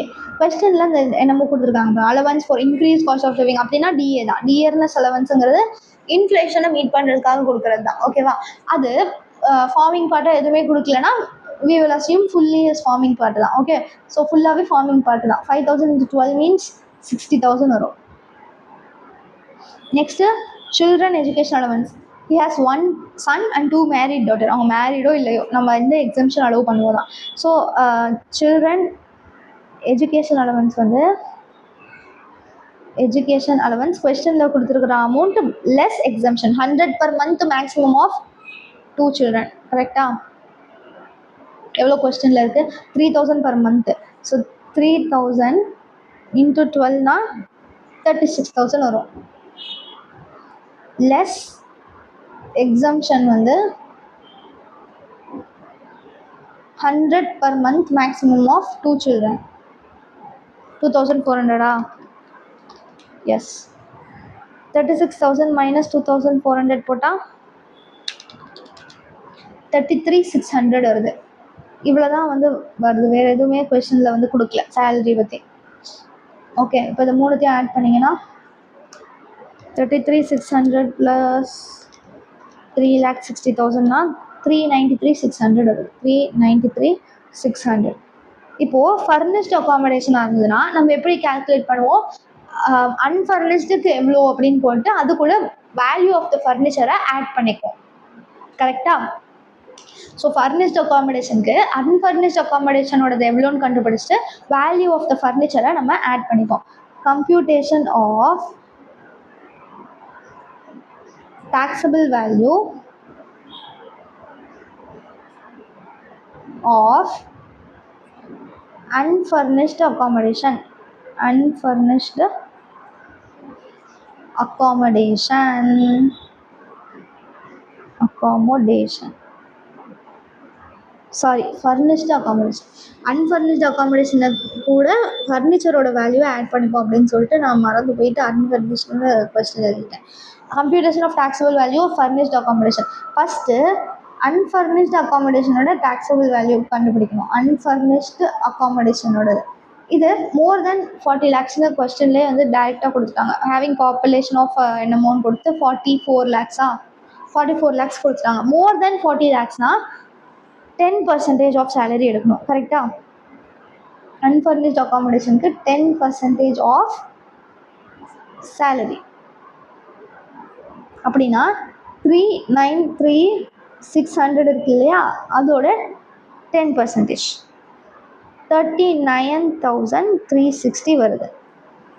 Add value of furniture. இந்த value of ஃபர்னிச்சருக்கு தான் hired by the எம்ப்ளாயராக இருந்ததுன்னா hire charges paid, owned by the எம்ப்ளாயராக இருந்ததுன்னா 10% of actual cost.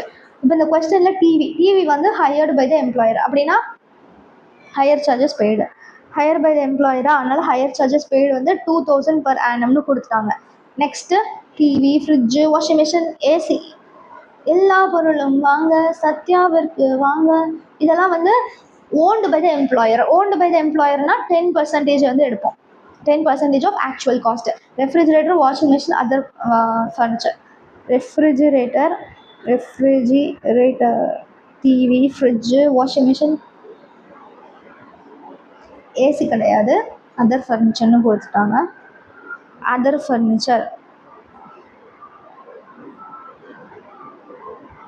அவங்க எவ்வளோ கொடுத்துருக்காங்களோ அதில் 10%.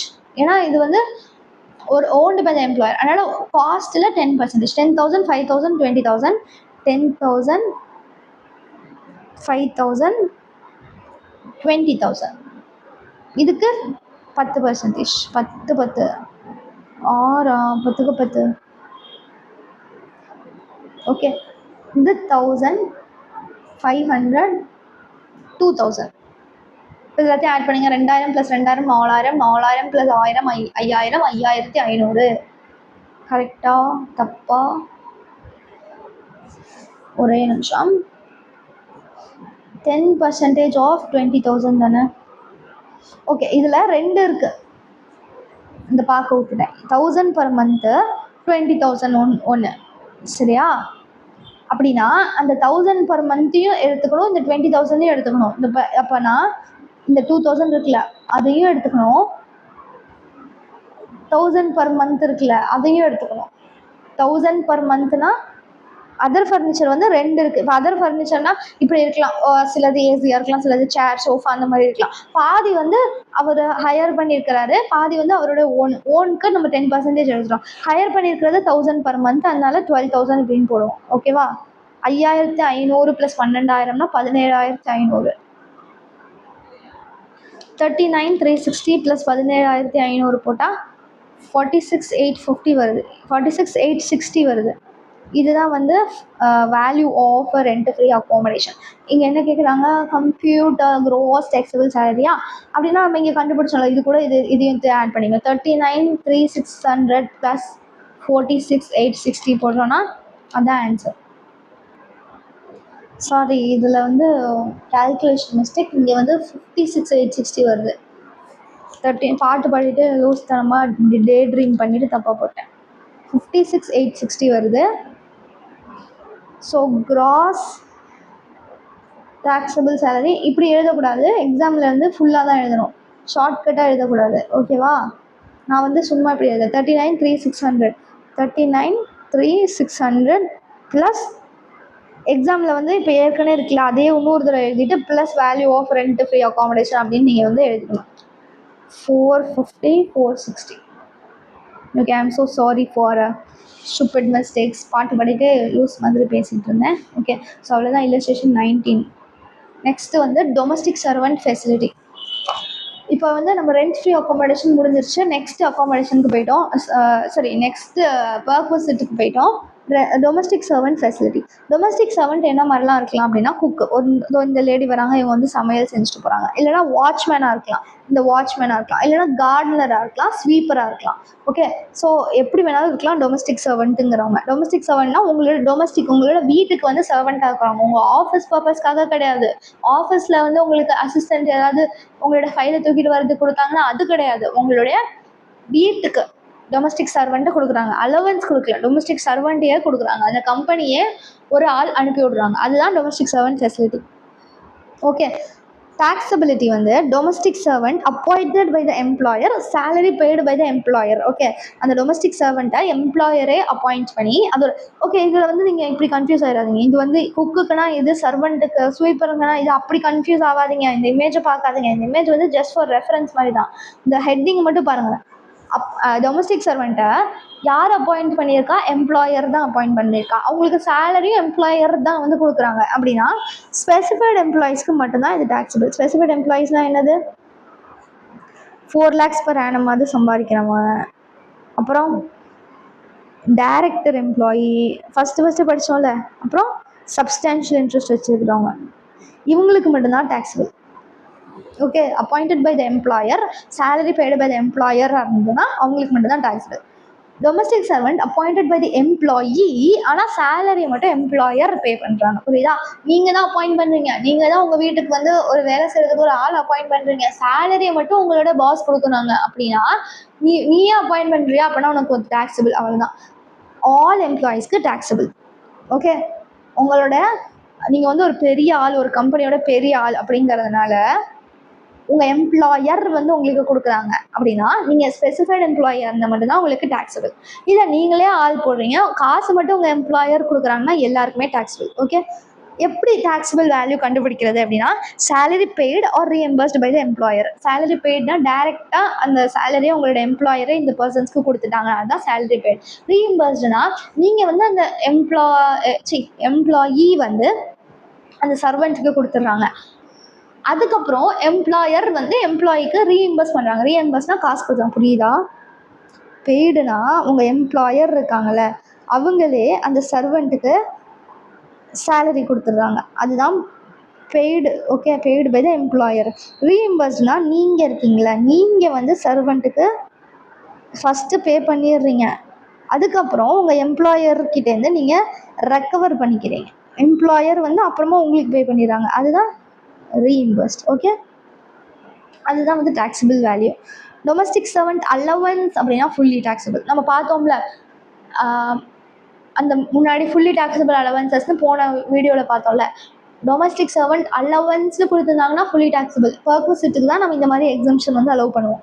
If any amount recovered by employer from employee it shall be deducted. எப்போதும் போல் நம்ம வந்து இந்த சேலரியில் வந்து ஒரு 10,000 per month, நம்ம ஏற்கனவே ரெண்ட் ஃப்ரீ அக்காமடேஷன் பார்த்தோம்ல, அதே மாதிரி தான் 10,000 per month சேலரி வந்து நான் உங்களோட டொமஸ்டிக் சர்வெண்ட்டுக்கு பே பண்ணிடுறேன், ஆனால் 2,000 நீ கொடுக்கணும் அப்படின்னு சொன்னாங்க. அந்த 2,000 மைனஸ் பண்ணிட்டு 8,000 மட்டும்தான் பர்பஸட் அப்படின்னு நம்ம காமிப்போம். அவ்வளோதான். புரியுதா? Domestic servant allowance. அப்புறம் வந்து இதில் இன்னும் ஒரே ஒரு சின்ன பாயிண்ட் மட்டும் இருக்குது.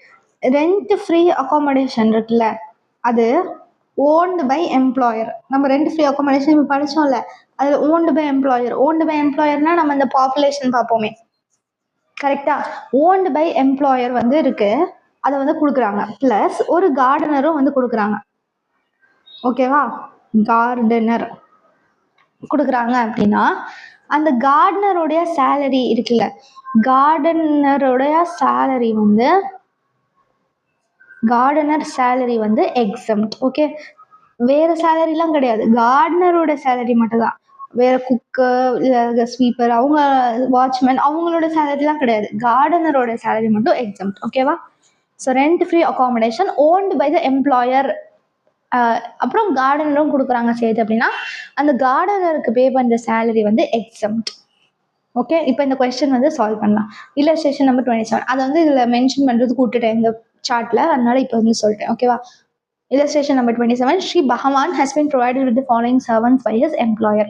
ஓகே, வாட்ச்மேன் அதெல்லாம் கொடுத்துருக்காங்க. யார் அப்பாயிண்ட் பண்ணியிருக்கா, சேலரி வந்து கொடுத்துருக்காங்க. அப்புறம் ஸ்ரீ பகவான் has also been provided rent free accommodation. Rent free accommodation கொடுத்ததுனால இந்த கார்டனுடைய சேலரி வந்து எக்ஸம்ட் ஆயிரும். ஓகேவா? Find taxable value of servant facility if case A he is a specified employee, case B வந்து non specified employee. Okay, so அப்பாயிண்ட்டும் employer தான் பண்ணுறாங்க, salary employer தான் பே பண்ணுறாங்க அப்படின்னா ஸ்பெசிஃபைட் எம்ப்ளாய்க்கு மட்டும்தான் டேக்ஸபிள். கரெக்டா? அதுக்காக தான் இந்த ஸ்பெசிஃபைட் எம்ப்ளாயியா நான் ஸ்பெசிஃபைட் எம்ப்ளாயின்னு 2 கேஸ் வந்து கொடுத்துருக்காங்க.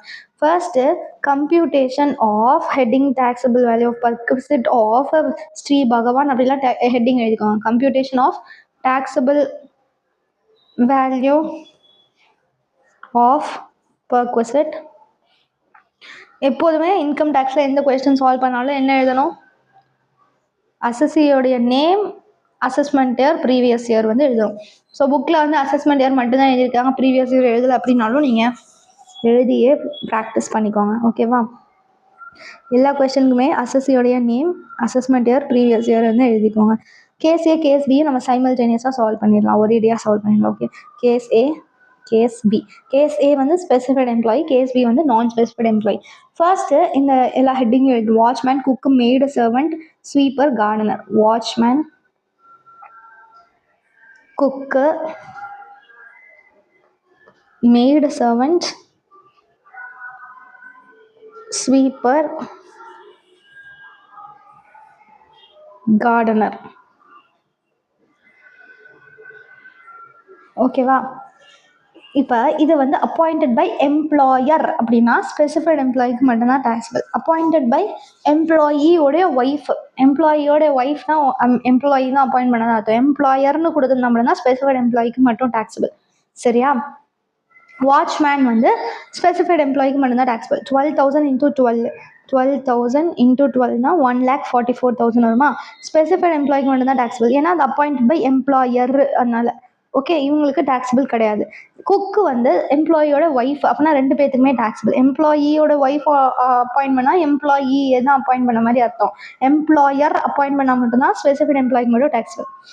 36,000. நெக்ஸ்ட் வந்து மெய்டு சர்வெண்ட் வந்து எம்ப்ளாயர் அப்பாயிண்ட் பண்ணுறாங்க, அப்போனா ஸ்பெசிஃபைட் எம்ப்ளாய்க்கு மட்டும்தான் டேக்ஸபிள். 1000 into 12,000 வந்து ஸ்பெசிஃபைட் எம்ப்ளாயிக்கு மட்டும்தான் டேக்ஸபிள், இவங்களுக்கு டேக்ஸபிள் கிடையாது. நெக்ஸ்ட் ஸ்வீப்பர் வந்து எம்ப்ளாயியே அப்பாயிண்ட் பண்ணிக்கிறாங்க, அப்போனா 2த்துக்குமே டேக்ஸபிள். 500 into 12 6,000. ஸோ புக்கில் இருக்கிற ஆர்டர் படி நான் வந்து இந்த இல்லஸ்ட்ரேஷன்ஸ்லாம் நடத்தலை, ஏன்னா ரெண்ட் ஃப்ரீ அகாமடேஷன் முடிச்சதுக்கப்புறமே மோட்ரு காரோடது படிச்சிங்கன்னா ரொம்ப ஹெவியாக இருக்கிற மாதிரி இருக்கும். அதனால கொஞ்சம் ஈஸியாக ஃபஸ்ட்டு ரெண்ட் ஃப்ரீ அகாமடேஷன் கொஞ்சம் பெருசாக இருக்குல்ல, அதனால் நெக்ஸ்ட் குட்டி குட்டியாக இருக்கிறது படிச்சுட்டு அதுக்கப்புறம் நம்ம மோட்ரு காருக்கு வந்து போகலாம். ஏன்னா பெருசாக இருக்கிறதா படித்தா கொஞ்சம் காம்ப்ளிகேட்டடாக இருக்கும். ஓகே, அதனால ரெண்ட் ஃப்ரீ அகாமடேஷன் இருக்கிறதுனால exempt. Rent free accommodation owned by the எம்ப்ளாயர்னு கொடுத்துருந்தா மட்டும்தான். இதில் ஓன்டு பை த எம்ப்ளாயர் கொடுத்துருக்காங்க, ஓன்டு பை எம்ப்ளாயர்னு கொடுத்துருந்தா மட்டும்தான் கார்டனரோட salary exempt. Rent free accommodation owned by எம்ப்ளாயரா, அதனால கார்டனரோடைய சேலரி எக்ஸாம்ட். Okay, dash. இப்போ எல்லாத்தையும் ஆட் பண்ணுவேன். இங்கே வந்து 36 + 6 வந்து 42. இங்கே வந்து கால்குலேட்டரில் போடணும்.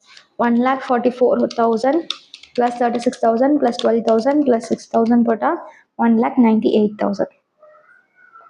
ஓகே, அவ்வளோதான் இந்த கார்டனர் ஸ்வீப்பர். ஸோ இதில் என்ன பாயிண்ட் நீங்கள் ஞாபகம் வச்சுக்கணும், எம்ப்ளாயர் அப்பாயிண்ட் பண்ணியிருந்தா ஸ்பெசிஃபைட் எம்ப்ளாயிக்கு மட்டும் தான் டாக்ஸபிள், எம்ப்ளாயே அப்பாயிண்ட் பண்ணியிருந்தா எல்லா எம்ப்ளாய்க்குமே டாக்ஸபிள்.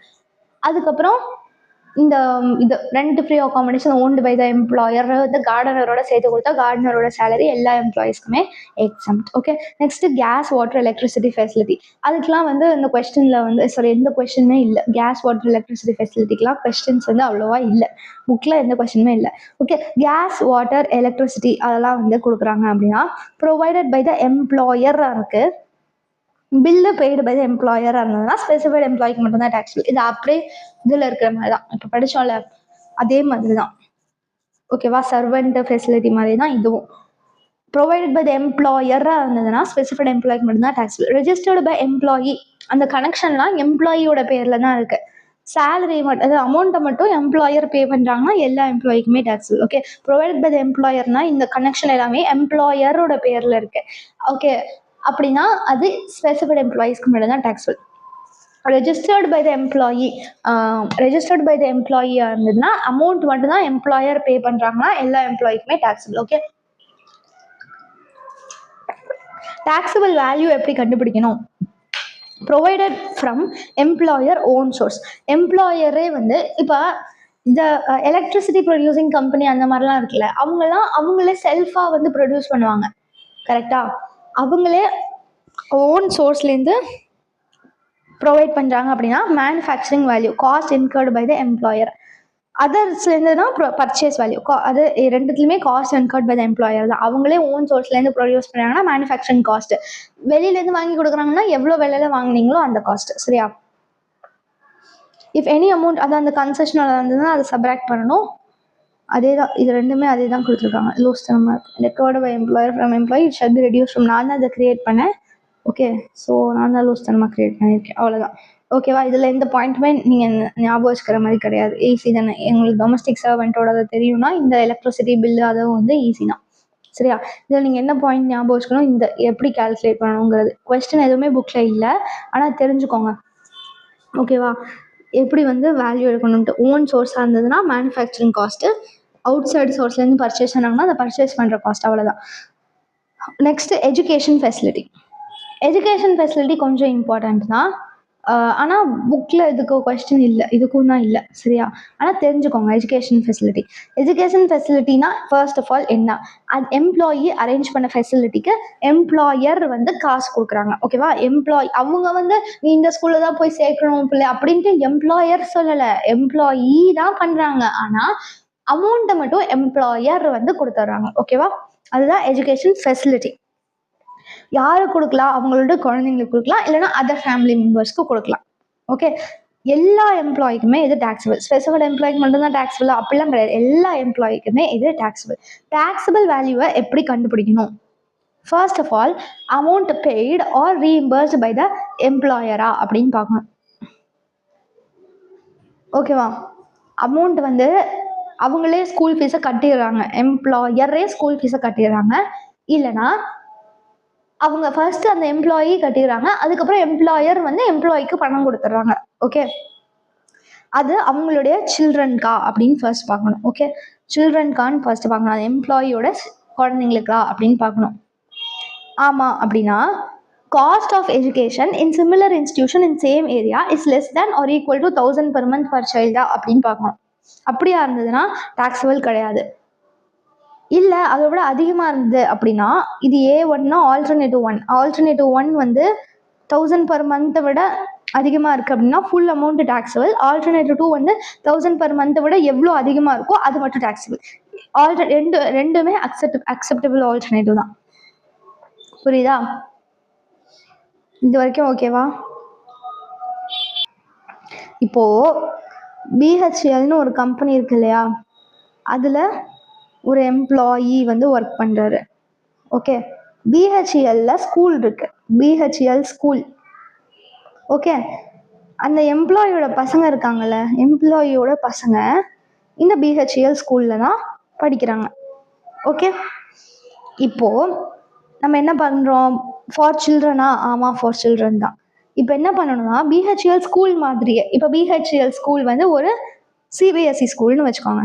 அப்போது இந்த பிஹெச்இஎல் வந்து எந்த ஊரில் இருக்குது, சென்னையில் இருக்குன்னா அந்த சென்னையிலேயே சிமிலர் லொக்காலிட்டியில் சேம் சைஸ் ரொம்ப பெரிய ஸ்கூலால், இப்போ வந்து பிஹெச்இஎல்ல 10th வரைக்கும் தான் இருக்குது அப்படின்னா 10th வரைக்கும் தான் இருக்கிற இன்னொரு ஸ்கூலில் வந்து எடுங்க. இன்னொரு ஸ்கூலில் வந்து இப்போ XYZன்னு ஒரு ஸ்கூல் இருக்குது, அதுவும் வந்து அதே மாதிரி. இப்போ இது மெட்ரிகுலேஷன் ஸ்கூலாக இருந்ததுன்னா இதுவும் மெட்ரிகுலேஷன் ஸ்கூலாக இருக்கணும். அது 10th வரைக்கும் தான் இருந்துச்சுன்னா இதுவும் 10th வரைக்கும் தான் இருக்கணும். அந்த மாதிரி இன்னொரு ஸ்கூலை பார்க்கணும். சரியா?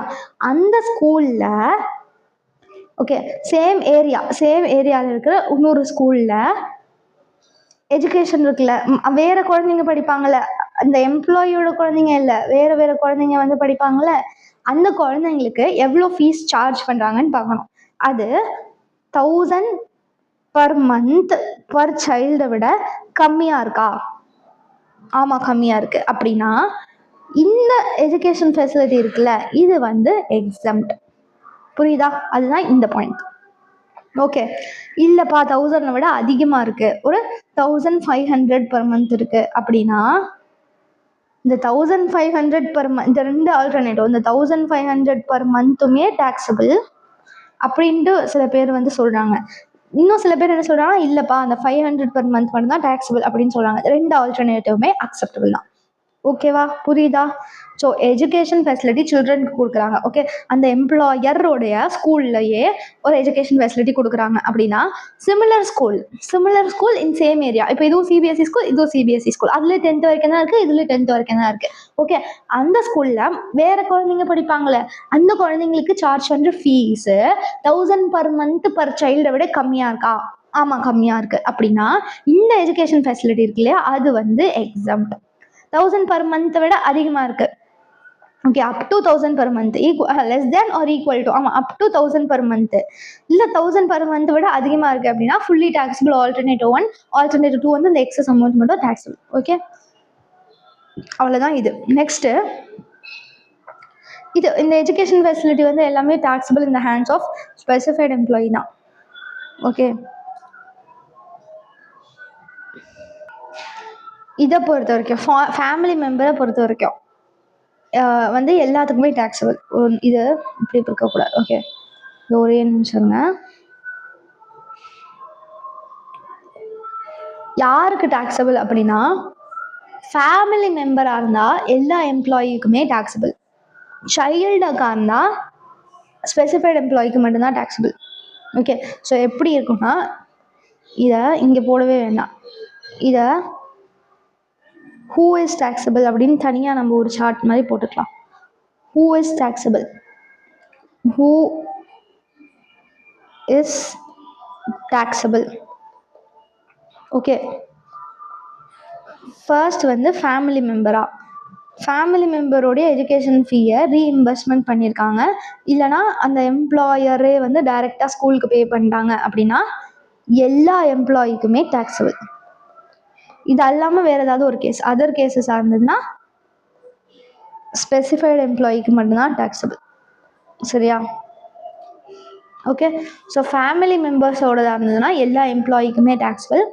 அதர் தேன் திஸ் எதாக இருந்தாலும் ஸ்பெசிஃபைட் எம்ப்ளாயிக்கு மட்டும்தான் டேக்ஸபிள். ஓகே, இப்போது ஃபேமிலி மெம்பருக்கு spouse, grandchildren, brother, sister இவங்களுக்குலாம் கொடுத்தாங்கன்னா cost of education in similar institution in same area, அவ்வளோதான். 1000 per month அதெல்லாம் எதுவுமே பண்ண வேணாம். ஓகே, ஸோ சிமிலர் இன்ஸ்டிடியூஷனாக இருந்ததுன்னா காஸ்ட்டோடது, அவ்வளோதான். புரியுதா? ஓகே, இந்த சில்ட்ரனாக இருந்தால் மட்டும்தான் அந்த 1000 per month அதெல்லாம் பார்ப்போம். ஃபேமிலி மெம்பராக இருந்துச்சுன்னா காஸ்ட் ஆஃப் சிமிலர் இன்ஸ்டிடியூஷன், அவ்வளோதான். Similar institution in same area, 1000 per month அதெல்லாம் எதுவுமே வந்து பார்க்க வேண்டாம். அப்புறம் இந்த ஃபெசிலிட்டி, எஜுகேஷன் ஃபெசிலிட்டி இருக்குல்ல, இதை எம்ப்ளாயிக்கே ப்ரொவைட் பண்ணியிருந்தா எக்ஸம்ட். எம்ப்ளாயோடைய child and family member provide பண்ணியிருந்தா தான் நம்ம இப்போ பார்த்த பாயிண்ட்ஸ்லாம்.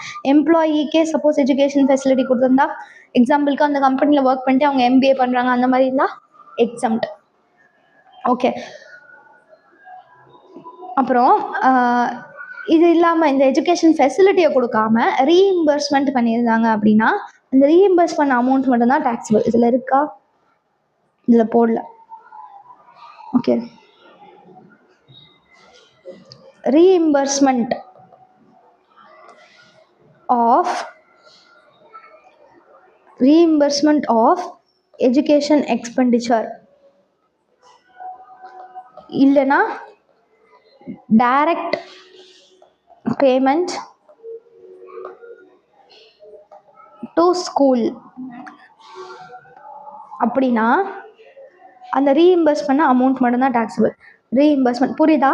எஜுகேஷன் ஃபெசிலிட்டினா அந்த பிஹெச்எல் ஸ்கூல்னு ஒன்று வச்சிருக்கோம், அந்த மாதிரி இருந்தா, இல்லைனா அந்த கேந்திர வித்யாலயா ஸ்கூல்லாம் இருக்குல்ல, அந்த மாதிரி இருந்தால் நம்ம மேலே பார்த்த பாயிண்ட். இல்லை ஸ்கூல் ஃபீஸை மட்டும் நான் கட்டிடுறேன் அப்படின்ட்டு சொன்னால் எவ்வளோ அவங்க கட்டுறாங்க அந்த எம்ப்ளாயரோ அது மட்டும்தான் taxable. Okay, so education facility வந்து சைல்டுக்கு ப்ரொவைட் பண்ணுறாங்க அப்படின்னா அந்த similar education institution in the same area அதோட ஃபீஸ் வந்து மற்ற குழந்தைகளுக்கு சார்ஜ் பண்ணுற ஃபீஸ் வந்து அப் டு 1000 per month இருந்தால் எக்ஸம்ட், மோர் தேன் 1000 per month இருந்தால் டாக்ஸபிள். ரெண்டு alternative, whole amount shall be taxable, இல்லைனா இந்த எக்ஸஸ் மட்டும் டாக்ஸபிள். ஃபேமிலி மெம்பருக்கு ப்ரொவைட் பண்ணுறாங்க அப்படின்னா காஸ்ட் ஆஃப் சிமிலர் இன்ஸ்டியூஷன் தான், அதில் அந்த 1000 per month அதெல்லாம் எதுவுமே பார்க்க வேண்டாம். யாருக்கு டாக்ஸபிள்? ஃபேமிலி மெம்பர்ஸ்க்கு ப்ரொவைட் பண்ணால் எல்லா எம்ப்ளாய்க்குமே டாக்ஸபிள். எனி அதர் கேஸில் ஸ்பெசிஃபைட் எம்ப்ளாய்க்கு மட்டும் தான் டாக்ஸபிள். அந்த எம்ப்ளாயிக்கே ப்ரொவைட் பண்ணால் எக்ஸம்ட். அப்புறம் நாங்கள் எஜுகேஷன் ஃபெசிலிட்டிலாம் கொடுக்கல, ஃபீஸை மட்டும் நான் ரீஇம்பர்ஸ்மெண்ட் பண்ணிடுறேன் அப்படின்னு சொன்னால் எவ்வளோ ரீஇம்பர்ஸ் பண்ணுறாங்களோ அது மட்டும் தான் டாக்ஸபிள். ஓகே, இப்போ இதை பாருங்கள், இஃப் எனி அமௌண்ட் அந்த கன்செஷனில் இருந்ததுன்னா ரெக்கவர் பண்ண அமௌண்ட்டை சப்ராக்ட் பண்ணிக்கிறோம். எம்ப்ளாயர் வந்து free education and training to employee கொடுக்குறாங்க. எம்ப்ளாயிக்கு அகாமடேஷனோட ரெசிடென்ஷியல் ப்ரோக்ராம் மாதிரி எஜுகேஷன் அண்ட் ட்ரைனிங் கொடுத்தாங்கன்னா எக்ஸம்ட், அது ஃபுல்லி எக்ஸாம். எஜுகேஷன் அலவன்ஸ் கிடைச்சால 100 per month per child, maximum of 2 children. Hostel allowance 300 per month per child, maximum of 2 children. அவ்வளோதான். வந்து medical facility வந்து எப்போலாம் எக்ஸம்ட் அப்படின்னா provided to employee or his family members in hospital maintain by the எம்ப்ளாயரோட own ஹாஸ்பிட்டலில் வந்து அந்த medical facility வந்து ப்ரொவைட் பண்ணுறாங்க அப்படின்னா அது எக்ஸம்ட். இப்போ ரிலையன்ஸ் இண்டஸ்ட்ரீஸில் வந்து நீங்கள் ஒர்க் பண்ணுறீங்க, ரிலையன்ஸ் இண்டஸ்ட்ரீஸே வந்து ஒரு ஹாஸ்பிட்டல் வந்து வச்சுருக்காங்க, ஓகேவா? Reliance industry limited hospital, Reliance hospital அப்படின்னு ஒன்று வச்சுருக்காங்க.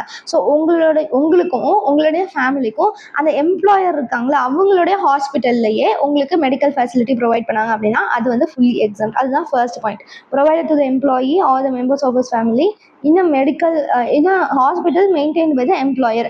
ஸோ ஹாஸ்பிட்டலுங்கிறது வந்து கிளினிக், டிஸ்பென்சரி, நர்சரி ஹோம் எல்லாமே வந்து ஹாஸ்பிட்டலில் தான் வந்து வரும், ஓகேவா? நெக்ஸ்ட் வந்து provided in government hospital or any other hospital approved by CGHS, ECHS or state health schemes. CGHSனா சென்ட்ரல் கவர்மெண்ட் ஹெல்த் ஸ்கீம், ECHSனா ex servicemen contributory health scheme. So இந்த ஹாஸ்பிட்டல் வந்து கவர்மெண்ட் ஹாஸ்பிட்டல், இல்லைனா அந்த CGHS இல்லைனா அந்த ex servicemen hospital scheme, அந்த okay ex servicemen contributory health scheme, ex servicemen contributory health scheme ECHSனா அவங்க அப்ரூவ் பண்ண ஒரு ஹாஸ்பிட்டலில் வந்து கொடுக்குறாங்க. இல்லைனா ஏதாவது ஒரு ஸ்டேட் ஹெல்த் ஸ்கீம் அப்ரூவ் பண்ண ஹாஸ்பிட்டலில் வந்து உங்களுக்கு மெடிக்கல் ஃபெசிலிட்டி கொடுக்குறாங்க அப்படின்னா அதுவும் வந்து எக்ஸம்ட். ஓகே, கவர்மெண்ட் ஹாஸ்பிட்டல் இல்லைனா இந்த அப்ரூவ்டு ஹாஸ்பிட்டலில் கொடுக்குறாங்கன்னா எக்ஸம்ட். ஓகே, நெக்ஸ்ட் வந்து provided in any hospital approved by chief commissioner for treatment of specified diseases. Chief commissioner of income tax அப்படி இருப்பாங்க, சிசிஐடி வந்து அப்ரூவ் பண்ணியிருக்காங்க ஒரு சில ஹாஸ்பிட்டலில்.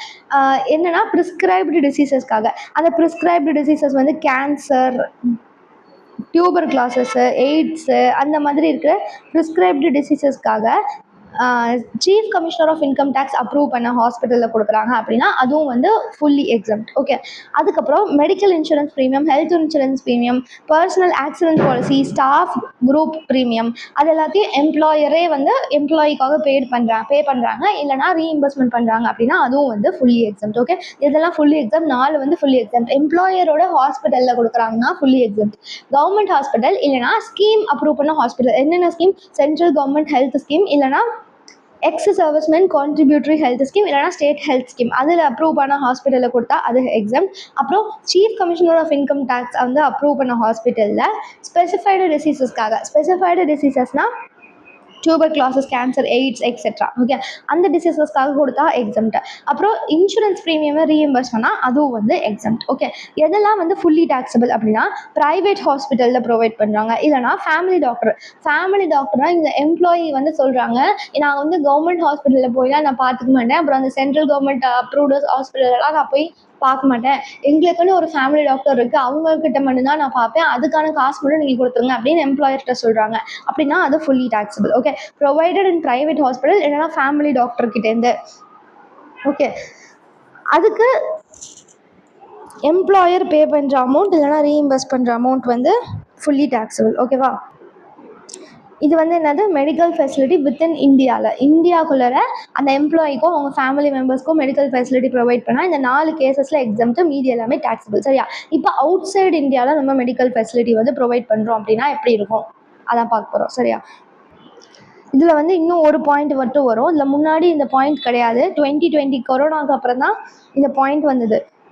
COVID-19 ட்ரீட்மெண்ட்காக மெடிக்கல் பில் ஏதாவது எம்ப்ளாயர் வந்து பே பண்ணாங்க அப்படின்னா அதுவும் வந்து என்னது, ஃபுல்லி எக்ஸம்ட். ஓகே, ஆனால் இதில் வந்து சில கேசஸ் வந்து இருக்குது, இதில் சில கண்டிஷன்ஸ் வந்து இருக்குது. 3 கண்டிஷன் அவங்க சாட்டிஸ்ஃபை பண்ணியிருந்தால் மட்டும்தான் ஃபுல்லி எக்ஸம்ட். ஓகே, என்னென்ன கண்டிஷன் அப்படின்னா, கண்டிஷன்ஸ் வந்து என்னென்னா, ஃபர்ஸ்ட் வந்து ரிப்போர்ட் கொடுக்கணும். கோவிட் பாசிட்டிவ் அப்படின்ட்டு ஒரு ரிப்போர்ட் வந்து கொடுக்கணும். அந்த ரிப்போர்ட்டில் வந்து என்னது, கோவிட் பாசிட்டிவ், அவங்க அந்த எம்ப்ளாயோ இல்லை மெம்பர்ஸ் ஆஃப் ஹிஸ் ஃபேமிலியோ கோவிட் பாசிட்டிவாக இருக்காங்க அப்படின்னு ஒரு ரிப்போர்ட் கொடுக்கணும். செகண்ட் வந்து என்னென்னா, எல்லா டிட்டர்மைன் டாக்குமெண்ட்ஸும் வந்து சப்மிட் பண்ணணும். ஓகே, கோவிட் பாசிட்டிவ் அப்படின்ட்டு கோவிட் பாசிட்டிவ்னு சொன்னதுலேருந்து 6 monthsக்குள்ளர எல்லா நெசசரி டாக்குமெண்ட்ஸையும் வந்து கொடுக்கணும். அதுக்கப்புறம் சர்டிஃபிகேட் ஆஃப் எக்ஸ்பெண்டிச்சர், உண்மையாலுமே இந்த மாதிரி COVID-19 சஃபர் பண்ணியிருந்தோம், அதுக்காக இவ்வளோ செலவாயிருக்கு அப்படிங்கிற எக்ஸ்பெண்டிச்சர். ஓகே, ஸோ என்னென்ன 3 கண்டிஷன் அப்படின்னா, ரிப்போர்ட் கோவிட் பாசிட்டிவ்னு ஒரு ரிப்போர்ட்டு, அதுக்கப்புறம் கோவிட் பாசிட்டிவ் ஆனதுலேருந்து அவங்க வந்து கோவிட் பாசிட்டிவ் அப்படின்னு டிட்டர்மைன் பண்ணதுலேருந்து 6 monthsக்குள்ளர எல்லா documents of medical diagnosis, treatment அதெல்லாம் கொடுக்கணும். அப்புறம் சர்டிஃபிகேட் ஆஃப் எக்ஸ்பெண்டிச்சர் அதெல்லாம் கொடுக்கணும். ஓகே, இதெல்லாம் ஃபுல்லி எக்ஸாம். ஸோ முதல்ல இந்த 4 மட்டும்தான் இருந்தது, இப்போ COVID-19 வந்து இது கூட ஆட் ஆயிடுச்சு, இதெல்லாம் ஃபுல்லி எக்ஸாம். இப்போ வந்து நம்ம அவுட் சைடு இந்தியாவோடது பார்க்கலாம். Medical facility outside India வந்து கொடுக்குறாங்க அப்படின்னா, expenses of medical treatment. Expenses of medical treatment அப்படின்னா, அந்த பேஷண்ட்டுக்கு வந்து மெடிக்கல் ட்ரீட்மெண்ட் பண்ணுவாங்களா அதுக்கான எக்ஸ்பெண்டிச்சர், அந்த டாக்டருக்கு ஃபீஸ் கொடுக்குறது, அந்த மாதிரியான எக்ஸ்பெண்டிச்சர் வந்து எவ்வளோ exempt, up to amount permitted by RBI. Okay, amount வந்து இவ்வளோ வரைக்கும் தான் அப்படின்ட்டு RBI சொல்லும், அது வரைக்கும் தான் எக்ஸாம். ஓகே, அந்த RBI என்ன சொல்லியிருக்கு அப்படிங்கிறது நம்மளோட சிலபஸில் கிடையாது. Up to amount permitted by RBI வந்து எக்ஸாம்.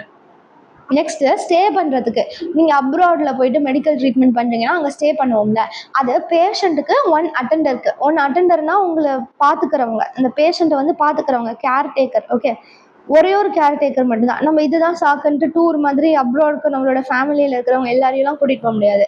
ஸோ 1 அட்டெண்டன்ட் கேர்டேக்கருக்கு மட்டும்தான், பேஷண்ட்டுக்கு அப்புறம் ஒரு அட்டெண்டன்ட்டுக்கு மட்டும்தான் ஸ்டே வந்து exempt, up to amount permitted by RBI.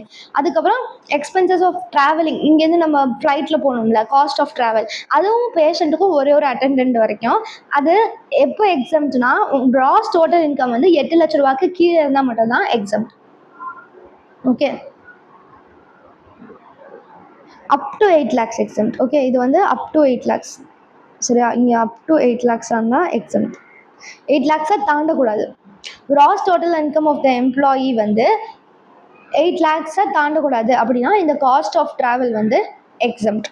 அவ்வளோதான். Okay, so treatment, medical treatment பேஷண்ட்டுக்கு மட்டும் தான். எதுக்கு அட்டெண்டன்ட்டுக்கு எதுவும் மெடிக்கல் ட்ரீட்மெண்ட் ஒன்றும் இல்லைல்ல, பேஷண்ட்டுக்கு மட்டும் மெடிக்கல் ட்ரீட்மெண்ட் எக்ஸாம். எவ்வளோ, up to amount specified by RBI.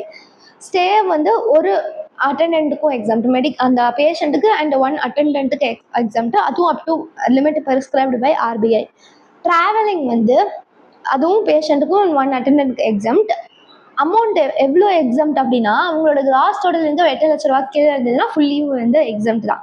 ஓகேவா, 8 lakhs கீழே கிராஸ் டோட்டல் இன்கம் இருக்குன்னா அவங்க ரொம்ப பாவம், அவங்களுக்கு ஒரு வருஷத்தில் 8 லட்ச ரூபா கூட அவங்களால சம்பாதிக்க முடியல அப்படின்ட்டு அவங்களுக்கு cost of travel exempt. Okay, அவ்வளோதான் வந்து medical treatment.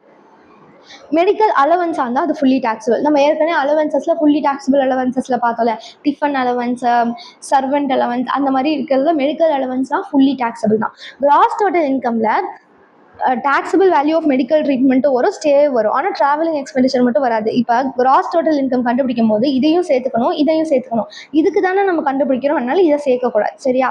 Cross total income கண்டுபிடிக்கும் போது எக்ஸ்பென்சஸ் ஆஃப் மெடிக்கல் ட்ரீட்மெண்ட்டும் சேர்த்துப்போம், எக்ஸ்பென்சஸ் ஆஃப் ட்ராவலிங்கையும் வந்து நம்ம சேர்த்துக்குவோம். ஃபேமிலினா யாரு? Spouse, any children, dependent parents, dependent brothers or others. Spouse, children எப்போதுமே உங்களோட ஃபேமிலி தான். ஆனால் பேரண்ட்ஸ், பிரதர்ஸ் வேறு ஏதாவது இருந்தாங்கன்னா உங்களுக்கு டிபெண்ட் ஆனால் மட்டும்தான் அவங்க வந்து எக்ஸம்ட். அவங்க வந்து உங்களுடைய ஃபேமிலி. சரியா? ஃபேமிலி வந்து ஸ்பவுஸ், சில்ட்ரன், டிபெண்டோ இண்டிபெண்டோ உங்களுடைய ஃபேமிலி தான். பிரதர், சிஸ்டர், பேரண்ட்லாம் வந்து டிபெண்ட்டாக இருந்தால் மட்டும்தான் உங்களுடைய ஃபேமிலி. ஓகே. எம்ப்ளாயி வந்து இன்கம் டேக்ஸ், இப்போ ஐடினா இன்ஃபர்மேஷன் டெக்னாலஜி கிடையாது, இன்கம் டேக்ஸ் டிபார்ட்மெண்ட்டுக்கு அவங்களுக்கு ஸ்பெசிஃபைட் டிசீசஸ்னால கொடுக்குறாங்கன்னா அந்த அசசி வந்து இன்கம் டேக்ஸ் டிபார்ட்மெண்ட்டுக்கு ரிட்டர்ன் ஆஃப் இன்கமோட எனக்கு ஸ்பெசிஃபைட் டிசீஸ் இருக்குது அப்படின்ட்டு ஒரு சர்டிஃபிகேட்டை கொடுக்கணும். இந்த ஸ்பெசிஃபைட் டிசீஸ் இருக்குல்ல, இந்த டிசீஸில் அவங்களுக்கு இருந்ததுன்னா அவங்க வந்து இந்த ஒரு சர்டிஃபிகேட்டை வந்து கொடுக்கணும். அவங்க ரிட்டர்ன் ஆஃப் இன்கம் கூட ஒரு ஹாஸ்பிட்டல்லேருந்து ஸ்பெசிஃபைட் டிசீஸ் இருக்குது அப்படின்ட்டு ஒரு சர்டிஃபிகேட் வந்து கொடுக்கணும். ஓகேவா?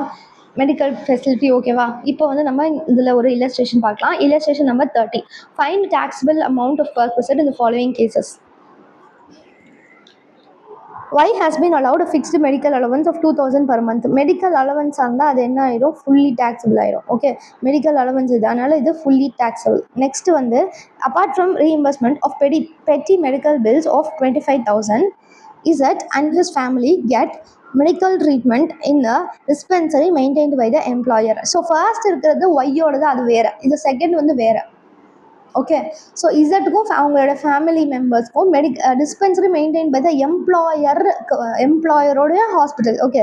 அப்படின்னா தான் ஃபுல்லி எக்ஸம்ட். இங்கே ஃபர்ஸ்ட் கேஸ் இருக்குல்ல, மெயின்டைன் பை த எம்ப்ளாயர், அதில் value of facility provided to Z and his family member during the previous year as follows அப்படின்னு கொடுத்துருக்காங்க. ஓகேவா? மிஸ் இசட்டுக்கு வந்து 2000, அது எக்ஸம்ட் தான். புரியுதுல நான் சொல்கிறது? எம்ப்ளாயரோடைய சொந்த ஹாஸ்பிட்டலில் மெடிக்கல் ஃபெசிலிட்டி கொடுக்காங்கன்னா அது ஃபுல்லி எக்ஸம்ட். அது அவங்களோட எம்ப்ளாய்க்கு இல்லைனா ஃபேமிலி மெம்பருக்கு. மிஸ்ஸஸ் எக்ஸ்னா ஸ்பவுஸ் வந்து டிபெண்டோ இண்டிபெண்டோ எக்ஸம்ட் தான். Next major son of Z independent. இதில் இண்டிபெண்ட் அப்படின்னு கொடுத்துட்டு நம்மளை கன்ஃபியூஸ் பண்ண ட்ரை பண்ணுறாங்க. ஆனால் ஸ்பவுஸும் சில்ட்ரனும் டிபெண்டோ இண்டிபெண்டோ எப்போதுமே அவங்க ஃபேமிலி மெம்பர் தான், exempt. Next minor daughter of Z exempt. Next dependent younger brother, டிபெண்ட்னு கொடுத்துட்டாங்கல்ல, அதனால exempt. Next independent younger sister, brother sister வந்து டிபெண்ட்டாக இருந்தால் மட்டும்தான் எக்ஸம்ட். இவங்களுக்கு வந்து டேக்ஸபிள். இண்டிபெண்ட் இருக்குல்ல, அதனால டேக்ஸபிள். டிபெண்ட் சிஸ்டர் இன் லாவெலாம் வந்து நம்ம எடுக்கவே மாட்டோம். ஓகேவா? பிரதர் சிஸ்டர் மட்டும்தான் வரும். பிரதர் சிஸ்டர் தான். சிஸ்டர் இன் லானா பிரதரோடைய ஒய்ஃப், அவங்களாம் வந்து ரிலேட்டிவே கிடையாது. டிபெண்ட் சிஸ்டர் இன் லா வந்து கிடையாது, டேக்ஸபிள் தான். நெக்ஸ்ட்டு வந்து அவ்வளோதானா? ஓகே, அவ்வளோதான் வந்து இதில் இருக்குது. ரீஇம்பர்ஸ்மெண்ட் ஆஃப் மெடிக்கல் பில் வந்து taxable. Okay. Reimbursement of medical பில்லுங்கிறது டேக்ஸபிள். நம்ம இதில் எதுவுமே பார்க்கல. ரீஇம்பர்ஸ்மெண்ட் ஆஃப் மெடிக்கல் பில்லுன்னு ஏதாவது பார்த்துருக்கோமா? பார்க்கல. அப்படின்னா அது வந்து டேக்ஸபிள் தான். ஓகேவா? இப்போ இந்த கொஸ்டின் வந்து சால்வ் பண்ணலாம். ஃபர்ஸ்ட் கேஸ் வந்து மெடிக்கல் அலவன்ஸ் வந்து fully taxable. Medical அலவன்ஸுங்கிறது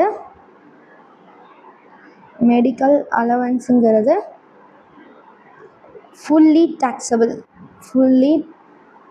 taxable. Amount வந்து 2000 per month. அப்போ 2000 into 12 வந்து 24,000 rupees. 24,000. நெக்ஸ்ட்டு செகண்ட் ஒனுக்கு இசட்டோடது வந்து நம்ம போட போகிறோம். இசட்டுக்கு taxable, computation of taxable medical facility of mister Z அப்படின்ட்டு ஹெட்டிங் வந்து எழுதிக்கோங்க. நீங்களே ஹெட்டிங் எழுதிடுங்க. Okay. Computation of taxable medical facility of mister Z for the assessment year previous year அப்படின்ட்டு எழுதிக்கோங்க. ஓகேவா? Particulars amount. ஃபஸ்ட்டு என்னெல்லாம் இருக்குது இசட்டு, இப்போ இதில் இருக்கிறத ஃபர்ஸ்ட் வந்து எழுதிடலாம். இங்கே வந்து மெடிக்கல் பில்லோட ரீஇம்பர்ஸ்மெண்ட் இருக்குல்ல, ரீஇம்பர்ஸ்மெண்ட் ஆஃப் மெடிக்கல் பில் வந்து ஃபுல்லி டேக்ஸபிள் தான். ஏன்னா நம்ம இந்த எக்ஸாம்ஷனில் இந்த 4 கேஸ் மட்டும்தான் பார்த்தோம். எம்ப்ளாயரோடைய ஓன் ஹாஸ்பிட்டல், இல்லைனா கவர்மெண்ட் ஹாஸ்பிட்டல், இல்லைனா அப்ரூவ்டு ஹாஸ்பிட்டலு, அப்புறம் commissioner of income tax approve பண்ண ஹாஸ்பிட்டலில் ஸ்பெசிஃபைட் டிசீசஸ்க்காக, அப்புறம் கோவிட்-19க்காக அதெல்லாம் தான் நம்ம பார்த்தோம். அதில் வந்து மெடிக்கல் பில் ரீஇம்பர்ஸ்மெண்ட்லாம் நம்ம பார்க்கல. அதனால் மெடிக்கல் பில் ரீஇம்பர்ஸ்மெண்ட்டுங்கிறது ஃபுல்லி டேக்ஸபிள். அதுக்கப்புறம் Z missus X major son of Z missus Z major son of Z independent. அதுக்கப்புறம் minor daughter of Z dependent younger brother of Z independent younger sister of Z dependent sister in law. Minor daughter of Z dependent younger brother of Z independent younger sister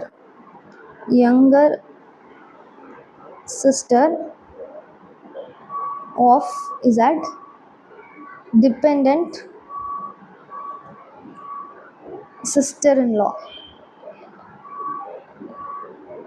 okay. So செல்ஃபுக்கும் dependent, okay, செல்ஃபுக்கும் family மெம்பராக இருந்தால் எப்போதுமே ஸ்பௌஸும் சில்ட்ரனும் family member தான். Brother sister பேரண்ட்ஸ்லாம் டிபெண்ட்டாக இருந்தால் மட்டும்தான் ஃபேமிலி மெம்பர். அதான் நம்ம பார்த்தோம். ஸோ 2000 5000 8000 25,000 8000 அதெல்லாமே எக்ஸம்ட். ஓகே, இதெல்லாமே எக்ஸம்ட். லாஸ்ட் 3 மட்டும் தான் டேக்ஸபிள். லாஸ்ட்டு 2 மட்டும் தான் டேக்ஸபிள். 10,000 5,000 மட்டும் தான் டேக்ஸபிள். 10,000 5,000 மட்டும் தான் டேக்ஸபிள். மீதி எல்லாமே வந்து எக்ஸம்ட். ஓகேவா? ஸோ ஒன்றுத்துக்கும் எக்ஸம்ட்னு எழுதி தான் ஆகணும். அப்படியே எல்லாத்தையும் ஒன்றா எக்ஸம்ட்னு போட்டுடலாமா அப்படின்னா எக்ஸாமில் அந்த மாதிரிலாம் போடாதீங்க. தனித்தனியாகவே எக்ஸம்ட்னு ஒரு லைனும் எழுதிடுங்க. சரியா?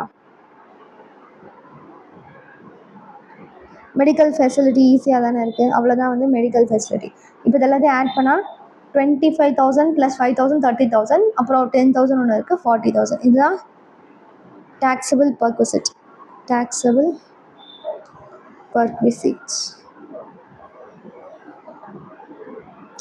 Next illustration number 31.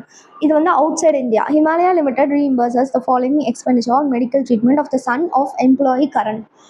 இது ஓகே தான். சரியா? அந்த எம்ப்ளாய்க்கு இல்லைன்னா ஃபேமிலி மெம்பருக்கு அப்படின்னா ஓகே தான். The treatment was done at UK. Travelling expenses 1,15,000. Travelling expenses வந்து அவங்களோட இன்கம் 8 லட்ச ரூபாயை விட கீழே இருக்கா அப்படின்னு பார்ப்போம். அப் டு 8 lakhs இருந்தால் ஓகே. 8 lakhs விட அதிகமாக இருந்ததுன்னா taxable. Okay. Stay expenses at the UK permitted by RBI 45,000. Actual expenditure 70,000. Okay. Medical expenses permitted by RBI 50,000. Actual expenses 70,000. நம்ம up to limit permitted by RBI தான் நம்ம வந்து exemption எடுத்துக்க முடியும். மீதி வந்து taxable ஆயிடும். Compute the taxable perquisites for the assessment year 26-27 in the hands of Karan if his annual income from salary before considering medical facility perquisite was 7,50,000. இதில் வந்து 8,50,000 கேஸ் 2ல. ஓகே, ஒன்றில் வந்து 8 lakhsக்கு கீழே இருக்குது, இன்னொன்றில் வந்து 8 lakhsக்கு மேலே இருக்குது. சரியா? இப்போ நம்ம அது என்ன பண்ணணும்னா, இந்த சேலரி இருக்குல்ல, சேலரியில் கிராஸ் டோட்டல் இன்கம் கண்டுபிடிக்கிறதுக்கு இந்த ட்ராவலிங் எக்ஸ்பென்சஸ் அப்புறம் ஸ்டே எக்ஸ்பென்சஸையும் மெடிக்கல் எக்ஸ்பென்சஸையும் சேர்த்துக்கணும். ட்ராவலிங் எக்ஸ்பென்சஸ் சேர்த்துக்கக்கூடாது. இங்கே படித்தோம்ல, இங்கே பாருங்கள். includes taxable value of medical treatment and stay but excludes traveling expenditure. taxable value of medical expenditure-யும் stay-யும் சேர்த்துக்கணும், traveling expenses சேர்க்கக்கூடாது. ஸோ அந்த 7,50,000ங்கிறது அதை சேர்க்கறதுக்கு முன்னாடி, அப்போ அதை சேர்த்ததுக்கு அப்புறம் வந்து 8 lakhs கீழே இருந்ததுன்னா எக்ஸாம்ட் அப்படின்னு வந்து போடணும். ஓகே, ஃபர்ஸ்ட் வந்து ஹெட்டிங் எழுதிக்கோங்க. Computation of taxable value of medical facility of Mr. Karan for assessment year 2026-27, previous year 25-26. நம்ம 2 கேஸுமே சைமல்டேனியஸாக போட்டுடலாம். Case 1 case 2ன்னு. ஃபர்ஸ்ட் வந்து என்ன கொடுத்துருக்காங்க, ட்ராவலிங் எக்ஸ்பென்ஸ். அதை வந்து நம்ம கடைசியாக தான் போடணும். நம்ம படித்த இதில் பார்க்கலாம். ஃபர்ஸ்ட் மெடிக்கல் எக்ஸ்பென்ஸ், அப்புறம் ஸ்டே எக்ஸ்பென்ஸ் அப்படின்னு தானே படித்தோம். ஃபர்ஸ்ட் வந்து மெடிக்கல் எக்ஸ்பென்ஸ். மெடிக்கல் எக்ஸ்பென்சஸ் வந்து நம்ம up to limit permitted by RBI exempt. ஓகேவா? ஸோ ஆக்சுவலாக அவங்க 70,000 இன்கர் பண்ணியிருக்காங்க. ஆக்சுவல் வந்து 70,000. Up to limit permitted by RBI வந்து எக்ஸம்ட். லெஸ் எக்ஸம்ட் வந்து ஆர்பிஐ எவ்வளோ பர்மிட் பண்ணியிருக்கு, இங்கே வந்து 50,000 பர்மிட் பண்ணியிருக்கு. அப்போ 50,000 எக்ஸம்ட், 20,000 மட்டும் தான் டாக்ஸபிள். 2 கேஸ்லையுமே 20,000 தான் டாக்ஸபிள். 20,000 20,000. நெக்ஸ்ட்டு ஸ்டே பண்ணுறது ஸ்டே எக்ஸ்பென்சஸ். ஸ்டே எக்ஸ்பென்சஸ் வந்து அதுவும் up to limit permitted by RBI மட்டும்தான் exempt. Actual less exempt. Actual வந்து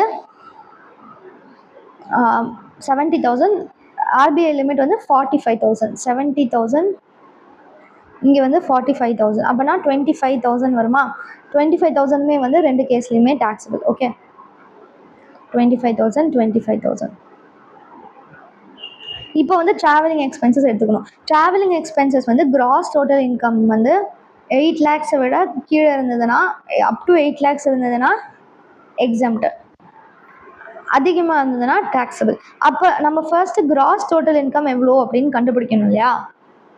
அதனால கிராஸ் டோட்டல் இன்கம் வந்து ஃபர்ஸ்ட் வந்து சேர்த்துக்கலாம். ஓகே, இது வந்து ஒர்க்கிங் நோட். ஓகே, ஒர்க்கிங் நோட்டில் computation of gross total income. Case 1 case 2. ஏற்கனவே அவங்க வந்து சேலரி கொடுத்துருக்காங்க. Salary before considering medical facility வந்து 7,50,000 8,50,000. சேலரி வந்து 7,50,000 8,50,000. அதில் ட்ராவலிங் எக்ஸ்பென்ஸ் தவிர மீதி எல்லாத்தையும் நம்ம சேர்த்துக்கணும். Add medical expenses, add stay expenses, add medical expense, stay expense.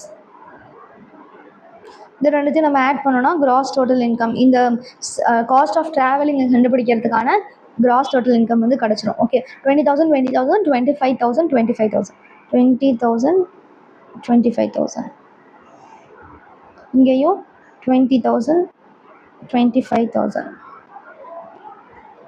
இப்போ இதை ஆட் பண்ணுங்கள். 7,50,000 + 45,000 போட்டால் 7,95,000 வருது. இதில் வந்து 8,95,000 வரும். ஸோ ஃபர்ஸ்ட் கேஸில் வந்து 8 lakhs விட கம்மியாக இருக்குது அப்படின்னா எக்ஸம்ட். இங்கே வந்து எக்ஸம்ட். செகண்ட் கேஸில் வந்து எல்லாமே டாக்ஸபிள். செகண்ட் எவ்வளோ அமௌண்ட் கொடுத்துருக்காங்க? 1,15,000. அந்த 1,15,000மே டாக்ஸபிள். ஓகே, இப்போ அது எல்லாத்தையும் ஆட் பண்ணுங்கள். 20,000 + 45,000 மட்டும்தான் இங்கே வரும்.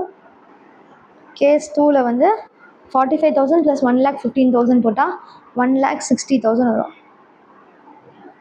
இதுதான் டாக்ஸபிள் பெர்க்விசிட்.